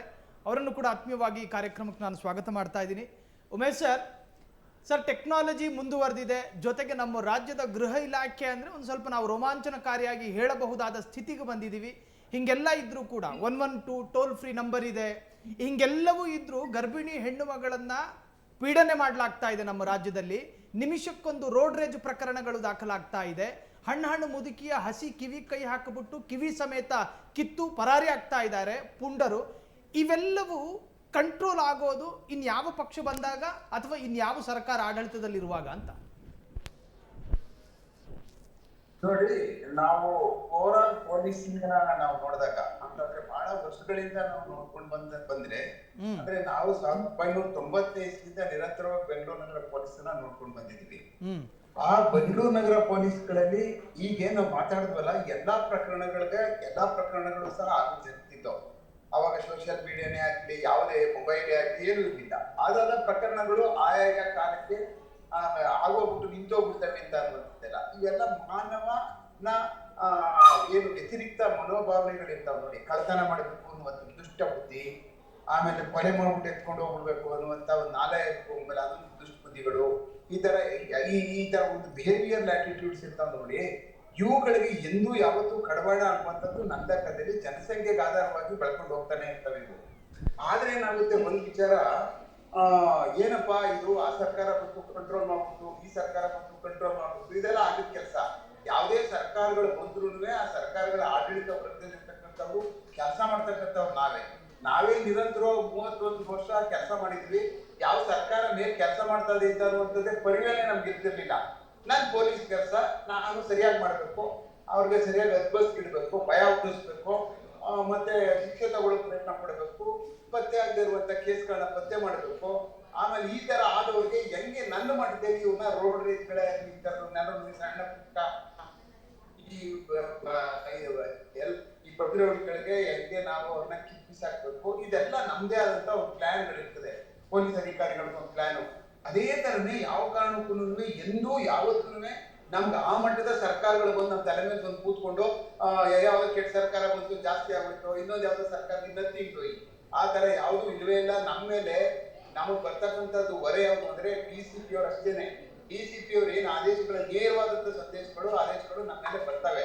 ಇನ್ನು ಅದ್ರ ಮೇಲಿರ್ತಕ್ಕಂಥ ಇರೋ ಅಡಿಷನಲ್ ಕಮಿಷನರ್ಗಳು ಸಹ ನಮ್ ತಟ್ಟಲ್ಲ. ಯಾಕೆಂತಂದ್ರೆ ಅವ್ರು ಆಗ್ಲೇ ಸ್ವೀಕಾರ ಮಾಡ್ಕೊಂಡ್ಬಿಟ್ಟಿರ್ತಾರೆ DCPಗಳು. ಅವ್ರು ತಗೊಂಡಾದ್ಮೇಲೆ ನಮ್ಗೆ ಏನ್ ಬೇಕೋ ಅದನ್ನ ಕೊಟ್ಟಿರ್ತಾರೆ. ಆಮೇಲೆ ಅದನ್ನು ತುಂಬಾ ಏನು ಜಾಸ್ತಿ ಏನಾಗಲ್ಲ, ಬಹಳ ಬದಲಾವಣೆಗಳೇನಿರುವುದಿಲ್ಲ. ಏನೋ ಹೊಸದು ಸಣ್ಣ ಪುಟ್ಟ ಏನಾದ್ರು ಅಡಾಪ್ಟ್ ಮಾಡ್ಕೋಬೇಕಾದಂತ ಸಮಯದಲ್ಲಿ ಆಗ್ಲಿ, ಇನ್ ಬೇರೆ ಟೆಕ್ನಿಕಲ್ ಆಗಿ ಏನಾದ್ರು ಅಕಸ್ಮಾತ್ ತಿಳ್ಕೊಳ್ಬೇಕಾದಂತ ಯಾಕೆಂದ್ರೆ ಅಂತಾವ್ ಮಾತ್ರ ನಾವು ನೋಡ್ಕೊಂಡು ಹೋಗ್ತಾ ಇರ್ತೀವಿ. ಉಳಿದದ್ದೆಲ್ಲ ಕಾನೂನುಗಳೇನಿರ್ತಾವೋ ಅದ್ರ ಪ್ರಕಾರ ಪುಸ್ತಕದಲ್ಲಿ ಆಗಿರ್ತೋ ಅದ್ರ ಪ್ರಕಾರನೇ ಆಕ್ಟ್ ಮಾಡ್ಕೊಂಡು ಹೋಗ್ತಾ ಇರ್ತೀವಿ ನಾವು. ಅದ್ರ ಪ್ರಕಾರ ಆಕ್ಟ್ ಮಾಡ್ಲಿಲ್ಲ ಅಂದ್ರೆ ಕೋರ್ಟ್ಗಳು ನಮಗ್ ಬಿಡುದಿಲ್ಲ. ಅವಾಗ ಏನಾದ್ರು ಹೆಚ್ಚು ಕಡಿಮೆ ಆದ್ರೆ ನಮ್ಮೆಲ್ಲರೂ ಸಹ ಚಾಟಿ ಬೀಸಿರ್ತಕ್ಕಂಥದ್ದು ಹಲವಾರು ಸರಿ ಇದೆ. ಆ ಕಾರಣಕ್ಕೋಸ್ಕರನೇ ಇವು ಸರ್ಕಾರಗಳು ಬಂದ್ಬಿಟ್ಟು, ಆ ಸರ್ಕಾರ ಭುಜಬಲ ಪರಾಕ್ರಮ ಸರ್ಕಾರ ಬಂತು, ಈ ಸರ್ಕಾರ ಬಂತು, ಜನ ಎಲ್ಲ ಇದಾಗೋದ್ರು, ಅದ್ಯಾವುದು ಖಂಡಿತವಾಗ್ಲೂ ಆಗಲ್ಲ. ಪೊಲೀಸ್ ಇಲಾಖೆ ಯಾವುದೇ ಸರ್ಕಾರ ಬಂದ್ರು ನಿರಂತರ ಅದೊಂಥರ ಬಂಡೆ ಇದ್ದಂಗೆ, ಏನು ಬದಲಾವಣೆ ಆಗುವಂತ ಪ್ರಶ್ನೆನೇ ಇಲ್ಲ. ಆ ಒಳಗಡೆ ಇರ್ತಕ್ಕಂಥ ಅಧಿಕಾರಿಗಳು ಸ್ವಲ್ಪ ಬದಲಾವಣೆ ಆಗ್ತಾರೆ. ಯಾಕೆಂದ್ರೆ ಟ್ರಾನ್ಸ್ಫರ್ ಪಾಲಿಸಿಗಳಿಂದ ಎಲ್ಲ ಆಗಲ್ಲ. ಕೆಲವೊಂದು ಜನ ಬಂದು ಒಳಗಡೆ ಒಂದು ಕ್ಯಾನ್ಸರಸ್ ಕಣಗಳು ಸೇರ್ಕೊಂಡು ಬೆಂಗಳೂರು ಅಂತ ನಗರವನ್ನ ತಿನ್ಬಿಡುವಂತ ಕಾರ್ಯಕ್ರಮನ ಪ್ರಯತ್ನ ಪಡ್ತಾ ಇರ್ತಾರೆ. ಅವ್ರನ್ನ ಆವಾಗಲೇ ಸರ್ಜರಿ ಮಾಡ್ಬಿಟ್ಟು ಆಚೆ ಕಳಿಸ್ಬಿಟ್ರೆ ಅವಾಗ ನಾವು ಸ್ವಚ್ಛವಾದಂತ ಪೊಲೀಸನ್ನ ಬೆಂಗಳೂರು ನಗರದಲ್ಲಿ ನೋಡ್ಕೊಂಡು ಹೋಗ್ಬೋದು. ಅದನ್ನ ಬಿಟ್ಟು ಅಯ್ಯೋ ಈ ಸರ್ಕಾರ ಆ ಸರ್ಕಾರ ಅಂತ ಏನು ಪ್ರಯೋಜನ ಆಗಲ್ಲ. ಪೊಲೀಸರು ಯಾವ ಸರ್ಕಾರ ಬಂದ್ರು ಏನೋ ಬದಲಾವಣೆ ಆಗಲ್ಲ. ಒಂದೇ ಒಂದು ಮಿಲಿಮೀಟರ್ ಸಹ ಆ ಕಡೆ ಈ ಕಡೆ ಅಲ್ಗಾಡಲ್ಲ. ಆ ಕಾರಣಕ್ಕೆ ಬೇಸಿಕ್ ಪೊಲೀಸಿಂಗ್ ಏನಿದೆಯೋ ಆ ಬೇಸಿಕ್ ಪೊಲೀಸಿಂಗ್ ಮಾಡ್ತಕ್ಕಂಥವ್ರು ಬಹಳ ಚೆನ್ನಾಗಿ ಮಾಡ್ಬೇಕು, ಶಿಕ್ಷೆ ತಗೋಬೇಕು, ರೋಡ್ ರೇಸ್ಗಳು ನಿಮ್ಮಲ್ಲಿ ಆಗಬಾರ್ದು ಅನ್ನುವಂಥದ್ದು ಕಾಲಕ್ಕೆ ಅವ್ರಿಗೆ ಸ್ವಲ್ಪ ಮನವರಿಕೆ ಮಾಡ್ತಾ ಇದ್ರೆ ಅಧಿಕಾರಿಗಳಿಗೆ ಖಂಡಿತವಾಗ್ಲೂ ಮಾಡ್ತಾರೆ. ಆಮೇಲೆ ಒಂದೊಂದ್ಸಾರಿ ನೋಡಿ ಬಹಳ ಕಾಲದಲ್ಲೆಲ್ಲ ಚೈನ್ ಸ್ನ್ಯಾಚಿಂಗ್ಗಳು ಸಿಕ್ಕಾಪಟ್ಟೆ ಆಗ್ತಾ ಇದ್ದವು ರಸ್ತೆನಲ್ಲೆಲ್ಲ. ಏನು ಒಂದ್ ದಿವಸಕ್ಕೆ 10-15 ಕೇರಳಕ್ಕೆ ಬಂದ್ಬಿಡೋರು, ಪುನಃ ಆ ಕಡೆಯಿಂದ ಇರಾನಿಗಳು ಬಂದ್ಬಿಡೋರು, ಈ ಕಡೆಯಿಂದ UPಯಿಂದ ತುಂಬಾ ಆ ಕಡೆಯಿಂದ ಒಂದು ಗ್ಯಾಂಗ್ ಬರೋರು, ಹೀಗೆ ಹಲವಾರು ಗ್ಯಾಂಗ್ಗಳು ವರ್ಕ್ ಆಗ್ತಾ ಇರ್ತಿತ್ತು. ಇವು ಕಾಲಕ್ಕೆ ಬರ್ತಾ ಇರ್ತವೆ, ಹೋಗ್ತಾನೆ ಇರ್ತವೆ. ಆದ್ರೆ ಪೊಲೀಸ್ ನಿರಂತರ ಯಾವುದೇ ಬಂದ್ರು ಬದಲಾವಣೆ ನನ್ನ ಲೆಕ್ಕದಲ್ಲಿ ತೀರಾ ಅತ್ಯಂತ ಜಾಸ್ತಿ ಬದಲಾವಣೆಗಳೇನು ಆಗುವಂತದ್ದೇನು ಆಗುದಿಲ್ಲ. ಬ್ರೇಕ್ನ ನಂತರ ರೋಡಿಸಂ ವಿಶೇಷ ಚರ್ಚಾ ಕಾರ್ಯಕ್ರಮಕ್ಕೆ ಮತ್ತೆ ಸ್ವಾಗತ. ವಾಸುದೇವ್ ಸರ್, ಈಗ ಈ 112 ಟೋಲ್ ಫ್ರೀ ನಂಬರು ಅಂತ ಹೇಳ್ತಾರೆ ಸರ್. ಯಾರಾದರೂ ಈ ಸಂತ್ರಸ್ತರು ಕರೆ ಮಾಡಿದ ತಕ್ಷಣ ಅಲ್ಲಾಗುವಂಥ ಪ್ರಾಸೆಸ್ ಬಗ್ಗೆ ಸ್ವಲ್ಪ ಹೇಳಿ ಸರ್. ಇದು ಅಂದರೆ ಇದು ಎಷ್ಟು ಪ್ರಮಾಣದಲ್ಲಿ ಒಂದು ಭದ್ರತೆ ಅಂತ ಸರ್? ಈಗ ಇನ್ನೊಂದು ಹೊಸ ಅಂಶ ನಿಮ್ಗೆ ಗಮನಕ್ಕೆ ತರ್ತೀನಿ. ಯಾವುದೇ ಒಂದು ಸರ್ಕಾರದ ಯಂತ್ರಾಂಗದಲ್ಲಿ ಪೊಲೀಸಿಗೆ ಇಲಾಖೆಗೆ ಇರೋಷ್ಟು ವರದಾನ ಇನ್ಯಾರಿಗೂ ಇಲ್ಲ. ಅಂದರೆ ಇದು ಫ್ರೀ ಹ್ಯಾಂಡು ವರದಾನ. ಈಗ ನೋಡಿ, ಈಗ ನೀವು ಉದಾಹರಣೆಗೆ ಹಾಸ್ಪಿಟ್ಲಿಗೆ ಹೋಗಿ, ನಮ್ಮ ಇಂಡಿಯನ್ ಪೀನಲ್ ಕೋಡು BNS ಆ್ಯಕ್ಟ್ ಅಪ್ಲೈ ಆಗಲ್ಲ. ಕಂದಾಯ ಭವನಕ್ಕೆ ಹೋಗಿ ಅಪ್ಲೈ ಆಗಲ್ಲ. It's only revenue act. Police ಇಲಾಖೆಗೆ ಸಂವಿಧಾನದ ಬಹಳಷ್ಟು ಇಂಡಿಯನ್ ಪೀನಲ್ ಕೋಡು, ಬಹಳಷ್ಟು BNS ಆ್ಯಕ್ಟ್ಗಳು ಅವ್ರಿಗೆ ವರದಾನ. ಅದು ಅಂದರೆ ಏನು ಅಂತಂದರೆ ಆ ಕಾನೂನಿನ ಮಳೆಗಳಿದೆಯಲ್ಲ, ಅದರ ಮಳೆ ಯಾರು ಸಂಖ್ಯೆಗಳು, ಪೀನಲ್ ಕೋಡ್ಗಳು, BNS ನಂಬರ್ಗಳು ಸುತ್ತಿ ಅಂದರೆ ಪೊಲೀಸ್ ಇಲಾಖೆ ಸರಿಯಾಗಿ ಹೊಡೆದ್ರೆ ಅವನು ಎಂಥವನೇ ದುಷ್ಟ ಇರಲಿ, ಎಂಥವನೇ ಇರಲಿ, ಅವನೆಂಥ ಹೈ ಮಟ್ಟದಲ್ಲಿದ್ದರೂ ಕೂಡ ಅವನು ಮಳೆ ಹೊಡಿಬೋದು. ಆ ವರದಾನವನ್ನು ಪೊಲೀಸ್ ಇಲಾಖೆ ಸರಿಯಾಗಿ ನಿರ್ವಹಣೆ ಮಾಡ್ತಾ ಇಲ್ಲ. ಈ ಉದಾಹರಣೆ ಈ ಕೇಸ್ಗಳು ಬರೋಣ. ಈಗ ಇವತ್ತಿನ ತೊಗೊಂಡ್ರೆ ಸಬ್ಜೆಕ್ಟ್ ಬಗ್ಗೆ ಬರೋಣ. ಯಾವ್ಯಾವ ಕೇಸ್ಗಳು ಬರ್ಬೋದು ಇಲ್ಲಿ? ಗುಂಡೆ ಆ್ಯಕ್ಟ್ ಒಳಗೆ ಏನೇನು ಬರುತ್ತೆ ಎಲ್ಲ ಕೇಸ್ ಇದಕ್ಕೆ ಅಪ್ಲೈ ಆಗುತ್ತೆ. ಒಂದು ಮರಣಾಂತಿಕ ಹಲ್ಲೆ, ಮಾತಾಡ್ತಿರ್ತಾರೆ, ವಿವೇಚನ ಹೊರಟೋಯ್ತು, ಬಾಯಿ ತೊದಲ್ತಾ ಇದೆ, ಕೋಪ ನೆತ್ತಿಗೇರ್ತಾ ಇದೆ, ನೆತ್ತಿಗೇರ್ತಿದ್ದು ಕೋಪ, ನೀನಂದರೆ ನಿಮ್ಮಪ್ಪ ಅಂತ ಹೇಳ್ತಾರೆ. ಈ ಗಲಾಟೆ ಆದಾಗ ಏನಾಗುತ್ತೆ ಅಂತಂದರೆ, ಯಾವಾಗ ಅವ ವಿವೇಚನೆ ಅನ್ನತಕ್ಕಂಥ ಒಂದು ಆ ನರತಂತು ಇದೆಯಲ್ಲ ಸ್ಟಾಪ್ ಆಗ್ಬಿಡುತ್ತೆ, ವಿವೇಚನೆ ಕಳಕತಾನೆ ಸ್ಟಾಪ್ ಆಗ್ಬಿಡುತ್ತದು, ಕಳೆದಾಗೋದಿಲ್ಲ. ನೀವೀಗ ಅಬ್ಸರ್ವ್ ಆಗುತ್ತೆ, ಏನೇ ಒಂದು ಸಣ್ಣ ಪೆಟ್ಟಿ ಕೇಸ್ ದೊಡ್ಡ ಗಲಾಟೆ ಮಾಡ್ತಿದ್ದಾರಲ್ಲ ಇವರು, ಮಾರಾಮಾರಿ ಏನಿರಲ್ಲ. ನಿನ್ನ ಮಮ್ಮನ ಬೈದೆ, ನಮ್ಮಪ್ಪನ ಬೈದೆ, ನೀನು ಮೂಲ ಹುಡುಕೋದಕ್ಕೆ ಹೋದ್ರೆ ಏನೂ ಇಲ್ಲ. ಏನಿಲ್ಲ actually. Psychological disorder, simple word. ಯಾವಾಗ ನಿಮಗೆ ಸ್ವತಃ ನಿಮ್ಮ ಮೇಲೆ, ನಿಮ್ಮ ಭಾವನೆಗಳ ಮೇಲೆ, ನಿಮ್ಮ ಧ್ವನಿ ಮೇಲೆ, ನಿಮ್ಮ ಶಬ್ದಗಳ ಮೇಲೆ ನಿಮ್ಗೆ ಹಿಡ್ತಾ ಇರಲ್ಲ, ಆವಾಗಲೇ ಗಲಾಟೆ ಆಗೋದು. ಎಲ್ಲಿ ತನಕ ನಿಮ್ಮ ಪದಪಂದ್ಯಗಳು, ಪದಪ್ರಯೋಗಗಳು ಸ್ವಲ್ಪ ಏರಿಳಿತ ಜಾಸ್ತಿ ಆದಾಗಲೇ ನಿಮಗೆ ಎರೆಕ್ಟ್ ಆಗೋದು, ಬಾಡಿ ವಾಯ್ಸ್ ಎರೆಕ್ಟ್ ಆಗೋದು. ಯಾವಾಗ ಬಾಡಿ ಎರೆಕ್ಟ್ ಆದಾಗ ಏನಾಗುತ್ತೆ, ಆಟೋಮೆಟಿಕ್ಕಾಗಿ ಮುಂದೆ ಹೋಗ್ತಿಲ್ಲ ಅದು. ತಕ್ಷಣ ಹುಡುಕ್ತಿರ್ತೀವಿ ಏನಾರು ಸಿಗುತ್ತಾ ಆಯುಧ ಅಂತೇಳಿ. ಅದು ಹೆಲ್ಮೆಟ್ ಆಗ್ಬೋದು, ಅಥವಾ ರಾಡ್ ಆಗ್ಬೋದು, ಕಲ್ಲಾಗ್ಬೋದು, ಏನು ಬೇಕಾದ್ರೆ ಆಗ್ಬೋದು. ಈ ವರದಾನವನ್ನು ಸರಿಗೆ ಉಪಯೋಗಿಸ್ಕೊಂಡ್ರೆ ಪೊಲೀಸ್, ಉದಾಹರಣೆ ಇದಕ್ಕೆ ಈ ರೋಡ್ ರೇಜ್ ಏನಿದೆ ಅದಕ್ಕೆ 10,000 ರೂಪಾಯಿ ದಂಡ ಪ್ರಾವಿಷನ್ ಇದೆ, 1 ವರ್ಷ ಜೈಲು. ಅದರಲ್ಲಿ ಆ್ಯಕ್ಟ್ ಒಳಗೆ ನಿಮಗೆ ಕಾನೂನು ಏನಿದೆ, ಆ ಕಾನೂನು ಸೆಕ್ಷನ್ಗೆ ಹೋಗೋದಾಗ ನಿಮಗೆ ಒಂದು ವಂಡರ್ಫುಲ್ ಆಗಿ ಅದು ಹ್ಯಾಂಡಲ್ ಮಾಡ್ಬೋದು. ಯಾಕೆ ಮಾಡಲ್ಲ ಅಂತಂದರೆ ಅಪವಿತ್ರ ಮೈತ್ರಿ ಮಾಡಲ್ಲ. ಇದೊಂದೇ ಅಂತ ಬಿಡಿ, ಇದು ರೋಡ್ ರೇಜ್ ಇದೆಯಲ್ಲ, ಇದು ನಮ್ಮ ಇನ್ನೂ ಕ್ಯಾಟಗರಿಲಿ ಬಂದೇ ಇಲ್ಲ. ಅದು ಯಾವುದು ಕ್ರೈಮ್ ಕ್ಯಾಟಗರಿಲಿ ಬಂದೇ ಇಲ್ಲ. ಅದಕ್ಕೇನು ಮಾಡಬೇಕು ಅಂತಂದರೆ ನಾವು ಇಟ್ಟಿರೋದು ಕಾನೂನು ಪ್ರಕಾರ ಇಟ್ಟಿರೋ ಹೆಸರು ಗುಂಡೆ ಆ್ಯಕ್ಟ್ ಅಂತ ಇಟ್ಟಿದ್ದೀವಿ. ಸರ್ ಮುಂದುವರ್ಸೋಣ. ಕಾಲರ್ ರೆಡಿ ಇದ್ದಾರೆ, ಮೈಸೂರಿನಿಂದ ಕವಿತಾ ಅಂತ. ಮೇಡಮ್ ನಮಸ್ಕಾರ. ನಮಸ್ತೆ. ಎಸ್, ಗಮನಿಸ್ತಾ ಇದ್ದೀರಿ ಈ ರೋಡ್ ರೇಜ್ ಪ್ರಕರಣಗಳು ನಿನ್ನೆ ದಿನ ಮಂಡ್ಯದಲ್ಲಿ ನಡೆದಿರೋದು, ಎಲ್ಲದರ ಬಗ್ಗೆ ಏನ್ ಅನಿಸ್ತಾ ಇದೆ ಮೇಡಮ್? ಕವಿತಾ ಮೇಡಮ್, ಅದು ತಪ್ಪು. ಅದು ಇನ್ನೇನಾದ್ರೂ ಈ ಬಗ್ಗೆ ಪ್ರಶ್ನೆ ಮಾಡೋದಿದ್ಯಾ?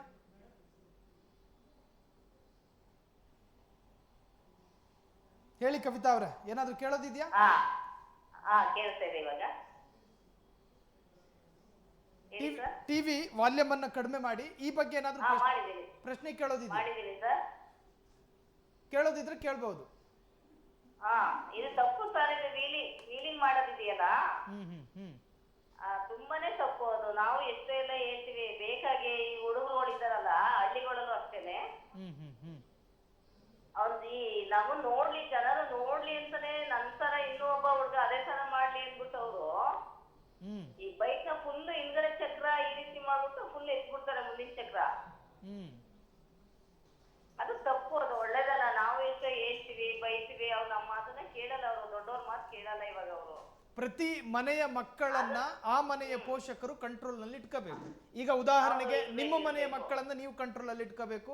ಹಾಗೇನೆ ಪ್ರತಿಯೊಬ್ಬರು ಕೂಡ ಮನಸ್ಸು ಮಾಡಬೇಕು. ಇಷ್ಟೊತ್ತು ಫ್ರೀಡಮ್ ಟಿವಿ ಜೊತೆ ಮಾತನಾಡಿದ್ದಕ್ಕೆ ಧನ್ಯವಾದ ಸರ್. ನಾವು ಮುಂದುವರ್ಸೋಣ. ಸೊ ಈ ತರಹದೆಲ್ಲ ಸೆಕ್ಷನ್ಗಳನ್ನ ಅವ್ರ ಮೇಲೆ ಹೇರಬಹುದು. ಅಂದರೆ ರೋಡ್ ರೇಜ್ ಪ್ರಕರಣದಲ್ಲಿ ಯಾರ್ಯಾರು ಈ ಕಲ್ಪಿಟ್ಗಳಿರ್ತಾರೋ ಅವ್ರ ಮೇಲೆ. ಆದರೂ ಕೂಡ ಭಯ ಹುಟ್ಟಲ್ವಲ್ಲ ಸರ್? ಇಲ್ಲ, ನಮ್ಮಲ್ಲಿ ಏನಾಗಿದೆ ಅಂತಂದರೆ ಸರ್, ನೀವು ನೋಡಿ, ಈಗ ನಾವು ಇಡೀ ಭಾರತ ದೇಶದ ಭೂಪಟ ತಗೊಳ್ಳಿ. ಒಂದು ಕಾಲದಲ್ಲಿ ಉತ್ತರ ಪ್ರದೇಶ ಅರಾಜಕತೆಯ ರಾಜ್ಯ ಆಗಿತ್ತು. ಅರಾಜಕತೆ, ಅಲ್ಲೊಂದು ಗುಂಡಾ ರಾಜ್ಯ, ಮಾಫಿಂಗು, ಡ್ರಗ್ಸು, ಹ್ಯೂಮನ್ ಟ್ರಾಫಿಕಿಂಗು ಏನೆಲ್ಲ ನಡೀತಿತ್ತು. ಬಹುಶಃ ಇಡೀ ಜಗತ್ತಿನ ಕ್ರೈಮ್ ರೇಟ್ ಅಲ್ಲೇ ಜಾಸ್ತಿ ಇದ್ದಿತ್ತು UP ಒಳಗೆ. ಈಗ ಯಾಕೆ ನಿಯಂತ್ರಣಕ್ಕೆ ಬರ್ತಾ ಇದೆ? ಸೊ ದಟ್ ಯಾರು ಅಲ್ಲಿನ ಯಾರು ಆಡಳಿತ ನಡೆಸೋರು, ಮುಖ್ಯಮಂತ್ರಿಯ ಒಂದು ನೇರವಾದ ಒಂದು ಆ್ಯಕ್ಷನ್, ಡೈರೆಕ್ಟ್ ಆ್ಯಕ್ಷನ್ ಅಂತ ಕರಿತೀವಿ ಅದಕ್ಕೆ. ಆ ಡೈರೆಕ್ಟ್ ಆ್ಯಕ್ಷನ್ ಇದೇನಾಯಿತು ಅಂದರೆ, ನೀನು ತಪ್ಪು ಮಾಡ್ತೀಯಾ, ನೀನು ಬಿಡೋದೇ ಇಲ್ಲ, ನೀನು ಇಡೀ ನಿನ್ನ DNA ಡೆಮಾಲಿಷ್ ಮಾಡ್ತೇನೆ ಅಂತೇಳಿ ಒಬ್ಬ ಮಾಡೋ ತಪ್ಪಿಗೆ ಇಡೀ DNA ಡೆಮಾಲಿಷ್ ಮಾಡೋಕ್ಕೆ ಶುರು ಮಾಡಿದ್ರು. ನಮಗೆ ಅಲ್ಲಿ ನಮಗೆ ಆ ಥರ ಬೇಕು ಅಂತ ನಾವು ಬಯಸ್ತಾ ಇಲ್ಲ. ಕರ್ನಾಟಕ ಶಾಂತಿಪ್ರಿಯ ಸಮುದಾಯ ಜನಾಂಗ ಇದೆ, ಆ ಥರ ಕೇಳ್ತಿಲ್ಲ. ಬಟ್ ಒಂದು ಪೊಲೀಸ್ ಇಲಾಖೆ ಹೆದರಿಕೆ ಅಂತ ಇರಬೇಕಾಯಿತು ನನ್ನ ಪ್ರಕಾರ. ಆ ಹೆದರಿಕೆ ಒಂದು ಹೊಟ್ಟೋಗಿದೆ ಎಲ್ಲೋ ಒಂದು ಕಡೆ. ಆ ಹೆದರಿಕೆ ಇಲ್ಲ ಅಂತ ಹೇಳಿದ ನನ್ನ ಭಾವನೆ. ಆ ಹೆದರಿಕೆ ಇದ್ದುಬಿಟ್ರೆ ಏನಾದ್ರು ಗೊತ್ತಾ ಸರ್, ನೆನ್ಪಿಟ್ಕೊಳ್ಳಿ, ಒಂದು ಕಾಲದಲ್ಲಿ ಖಾಕಿ ಬಟ್ಟೆ ನೋಡಿದ ತಕ್ಷಣ ಔತ್ಕೊಳ್ಳೋರು ಮಕ್ಕಳು. ಆಮೇಲೆ ಅದನ್ನು ಹೆಂಗೆ ಇಂಜೆಕ್ಟ್ ಮಾಡೋರು ಅಂತಂದರೆ, ಅಮ್ಮ ಏನಾದ್ರೂ ಊಟ ಮಾಡಿಸ್ಬೇಕಾದ್ರೆ ಮಗು ಹಠ ಮಾಡಿದ್ರೆ ಏನು ಮಾಡೋರು, ಪೊಲೀಸ್ ಮಾಮೂನು ಕರಿತೀನಿ ನಿಂಗೆ ತಿನ್ನಬೇಕು ಅಂತ ಹೇಳಿ ಅದು ಇಂಜೆಕ್ಟ್ ಆಗ್ತಿತ್ತು. ಅದು ಈ ಪೊಲೀಸ್ ಮಾಮ ಅಲ್ಲ, ಪೊಲೀಸ್ ತಾತ ಬಂದರೂ ಏನು ಮಾಡೋಕ್ಕ. ಸರ್, ಇನ್ನು ಉಮೇಶ್ ಸರ್, ಸರ್, ಈಗ ಈ ಡಿಪಾರ್ಟ್ಮೆಂಟಲ್ಲಿ ಸೂಕ್ಷ್ಮ ಪ್ರದೇಶ ಯಾವುದು, ಅತಿ ಸೂಕ್ಷ್ಮ ಪ್ರದೇಶ ಯಾವುದು ಅನ್ನೋದ್ರ ಬಗ್ಗೆ ಒಂದು ಕಂಪ್ಲೀಟ್ ರಿಪೋರ್ಟ್ ಅವ್ರ ಕೈಯಲ್ಲಿ ಇರುತ್ತಲ್ಲ ಸರ್. ಇಂತಿಂಥ ಏರಿಯಾದಲ್ಲಿ ಇಂತಿಂಥವನೊಬ್ಬ ಪುಡಿ ರೌಡಿ ಇದ್ದಾನೆ, ಈ ಏರಿಯಾಗಳಲ್ಲಿ ಹೊರಗಿನಿಂದಲೂ ರೌಡಿಗಳು ಬರ್ತಿದ್ದಾರೆ, ಅವ್ರ ಬಗ್ಗೆ ಎಲ್ಲವೂ ಕೂಡ ಇಂಟೆಲಿಜೆನ್ಸ್ ಮಾಹಿತಿ ಕೂಡ ಇರ್ತಾವಲ್ಲ ಸರ್. ಯಾಕೆ ಒನ್ ಡೇ ಆ್ಯಕ್ಷನ್ ನಾವು ಸಿನಿಮಾದಲ್ಲಿ ನೋಡ್ತೀವಲ್ಲ ಸರ್, ಒನ್ ಡೇ ಆ್ಯಕ್ಷನ್ನು, ಪೊಲೀಸ್ನವರು ಅಲರ್ಟ್ ಆಗೋದು, ಕ್ಷಣಕ್ಕೂ ಹೊಯ್ಸಳ ಜೀಪು ಅಥವಾ ಗಾಡಿಯಲ್ಲಿ ತಿರುಗೋದು, ಈ ತರಹದ ಒಂದು ಸೀನ್ ಕ್ರಿಯೇಟ್ ಯಾಕೆ ಒಂದು ರಿಯಲ್ ಆಗಿ ನಡೆಯೋದಿಲ್ಲ ಅಂತ ಒಂದು ಕುತೂಹಲಕ್ಕಾಗಿ ಕೇಳ್ತಾ ಇದ್ದೀನಿ. ಇಲ್ಲ ನೋಡಿ, ಪೊಲೀಸಿಂಗ್ ಏನಾಗುತ್ತೆ ಅಂದ್ರೆ ನಾವೆಲ್ಲ ಫ್ರಾಕ್ಚರ್ ಪೊಲೀಸ್. ನಾವು ಒಂದು ಸ್ಟೇಷನ್ ಇಂದ ಇನ್ನೊಂದು ಪೊಲೀಸ್ ಸ್ಟೇಷನ್ ಏನಿರ್ತದಲ್ಲ, ಎಲ್ಲ ನಾವೆಲ್ಲ ಏನ್ ಮಾಡಿರ್ತೀವಿ, ಜೂರಿಸ್ಡಿಕ್ಷನ್ ಅಂತ ಇರ್ತದೆ, ಅದ್ರ ಒಳಗಡೆ ನಾವು ಆಕ್ಟ್ ಮಾಡ್ತಾ ಇರ್ತೀವಿ. ಒಂದ್ ವೇಳೆ ಏನಾದ್ರು ಅಕಸ್ಮಾತ್ ಬೇರೆ ಪೊಲೀಸ್ ಸ್ಟೇಷನ್ಗೆ ಇನ್ನೊಂದು ಅದ್ರ ಜೊತೆ ನಾವು ಒಡನಾಟ ಮಾಡ್ಕೋಬೇಕು ಅಂದ್ರೆ ನಮ್ಮ ಮೇಲ್ಪಟ್ಟ ACP ಇರ್ತಾರೋ, ಮತ್ತೆ ಅವರ ಒಂದು ಕೋಆರ್ಡಿನೇಷನ್ ಅಲ್ಲಿ ಕೆಲಸ ಮಾಡ್ಕೊಂಡು ಹೋಗ್ತೇವೆ. ಇನ್ನೂ ಜಾಸ್ತಿ ಮುಂದಕ್ಕೆ ಹೋದ್ರೆ DCPಗಳ ಕೋಆರ್ಡಿನೇಷನ್ ಅಲ್ಲಿ ಹೋಗ್ತಾ ಇರ್ತದೆ ಯಾವುದೇ ಒಂದು ಪೊಲೀಸಿಂಗು. ಆಮೇಲೆ ನಗರ ವ್ಯಾಪ್ತಿನಲ್ಲಿ ಕೆಲಸ ಮಾಡ್ಬೇಕಂತ ಪರಿಸ್ಥಿತಿ ಬಂದ್ರೆ ನೀವು ಬರೀ ನಮ್ಮ ಪೊಲೀಸ್ ಠಾಣೆನಲ್ಲಿ ಇರ್ತಕ್ಕಂಥ ರೌಡಿಗಳನ್ನ ಮಾನಿಟರ್ ಮಾಡ್ಬಿಟ್ರೆ ಆಗಲ್ಲ. ಅದಾಗಲಿ ಕೆಲಸ, ಅದೇನು ಪ್ರಯೋಜನಕ್ಕೂ ಬರಲ್ಲ, ಅದು ಉಪಯೋಗಕ್ಕೂ ಬರಲ್ಲ. ಯಾಕೆಂದ್ರೆ ಅವನು ಇನ್ಯಾವುದೋ ಪಕ್ಕದ ಇನ್ಯಾವುದೋ ಪೊಲೀಸ್ ಸ್ಟೇಷನ್ ಇಂದ ಬಂದು ವ್ಯವಹಾರ ಮಾಡ್ತಾ ಇರ್ತಾನೆ ನಮ್ಮ ಪೊಲೀಸ್ ಸ್ಟೇಷನ್ ವ್ಯಾಪ್ತಿನಲ್ಲಿ. ನಮ್ಮವ್ರು ನಮ್ಮಲ್ಲವ್ರೆ, ನಮ್ಮಲ್ಲೇ ಇವರು, ಅವ್ರೆಲ್ಲೂ ಹೋಗಲ್ಲ, ಇಲ್ಲೇ ಕನ್ಸೈಸ್ ಮಾಡ್ಬಿಟ್ಟಿದೀವಿ, ಬೇಲಿ ಹಾಕ್ಬಿಟ್ಟಿದೀವಿ, ಕೋಟೆ ಹಾಕ್ಬಿಟ್ಟಿದೀವಿ, ಕಟ್ಟಿಬಿಟ್ಟಿದೀವಿ ಅಂತ ಏನಾದ್ರು ನಾವು ತಿಳ್ಕೊಂಡ್ರೆ ತಪ್ಪದು. ಅದು ಯಾವ ಕಾರಣಕ್ಕೂ ಆಗಲ್ಲ. ಇವತ್ತು ಇಲ್ಲಿ ಇದ್ದವನು ಆಗ್ಲೇನೆ ಬೆಳಗ್ಗೆ ಮಧ್ಯಾಹ್ನ ಸಾಯಂಕಾಲ ರಾತ್ರಿವರೆಗೂ ಯಲಹಂಕದಲ್ಲಿ ಆಪರೇಷನ್ ಮಾಡ್ಬಿಟ್ಟು ವಾಪಸ್ ಇಲ್ಲಿ ಅವ್ನು ತಲಗಟ್ಟೂರಿಗೆ ಬರ್ತಾನೆ. ಇದು ಪುನಃ KR ಪುರಮಲ್ಲಿ ಇದ್ದವನು ಕೆಂಗೇರಿಗೆ ಒಂದು ಆಪರೇಷನ್ ಮಾಡಿ ಪುನಃ ಸಾಯಂಕಾಲ ಹೊರಟೋಗ್ಬಿಡ್ತಾನೆ.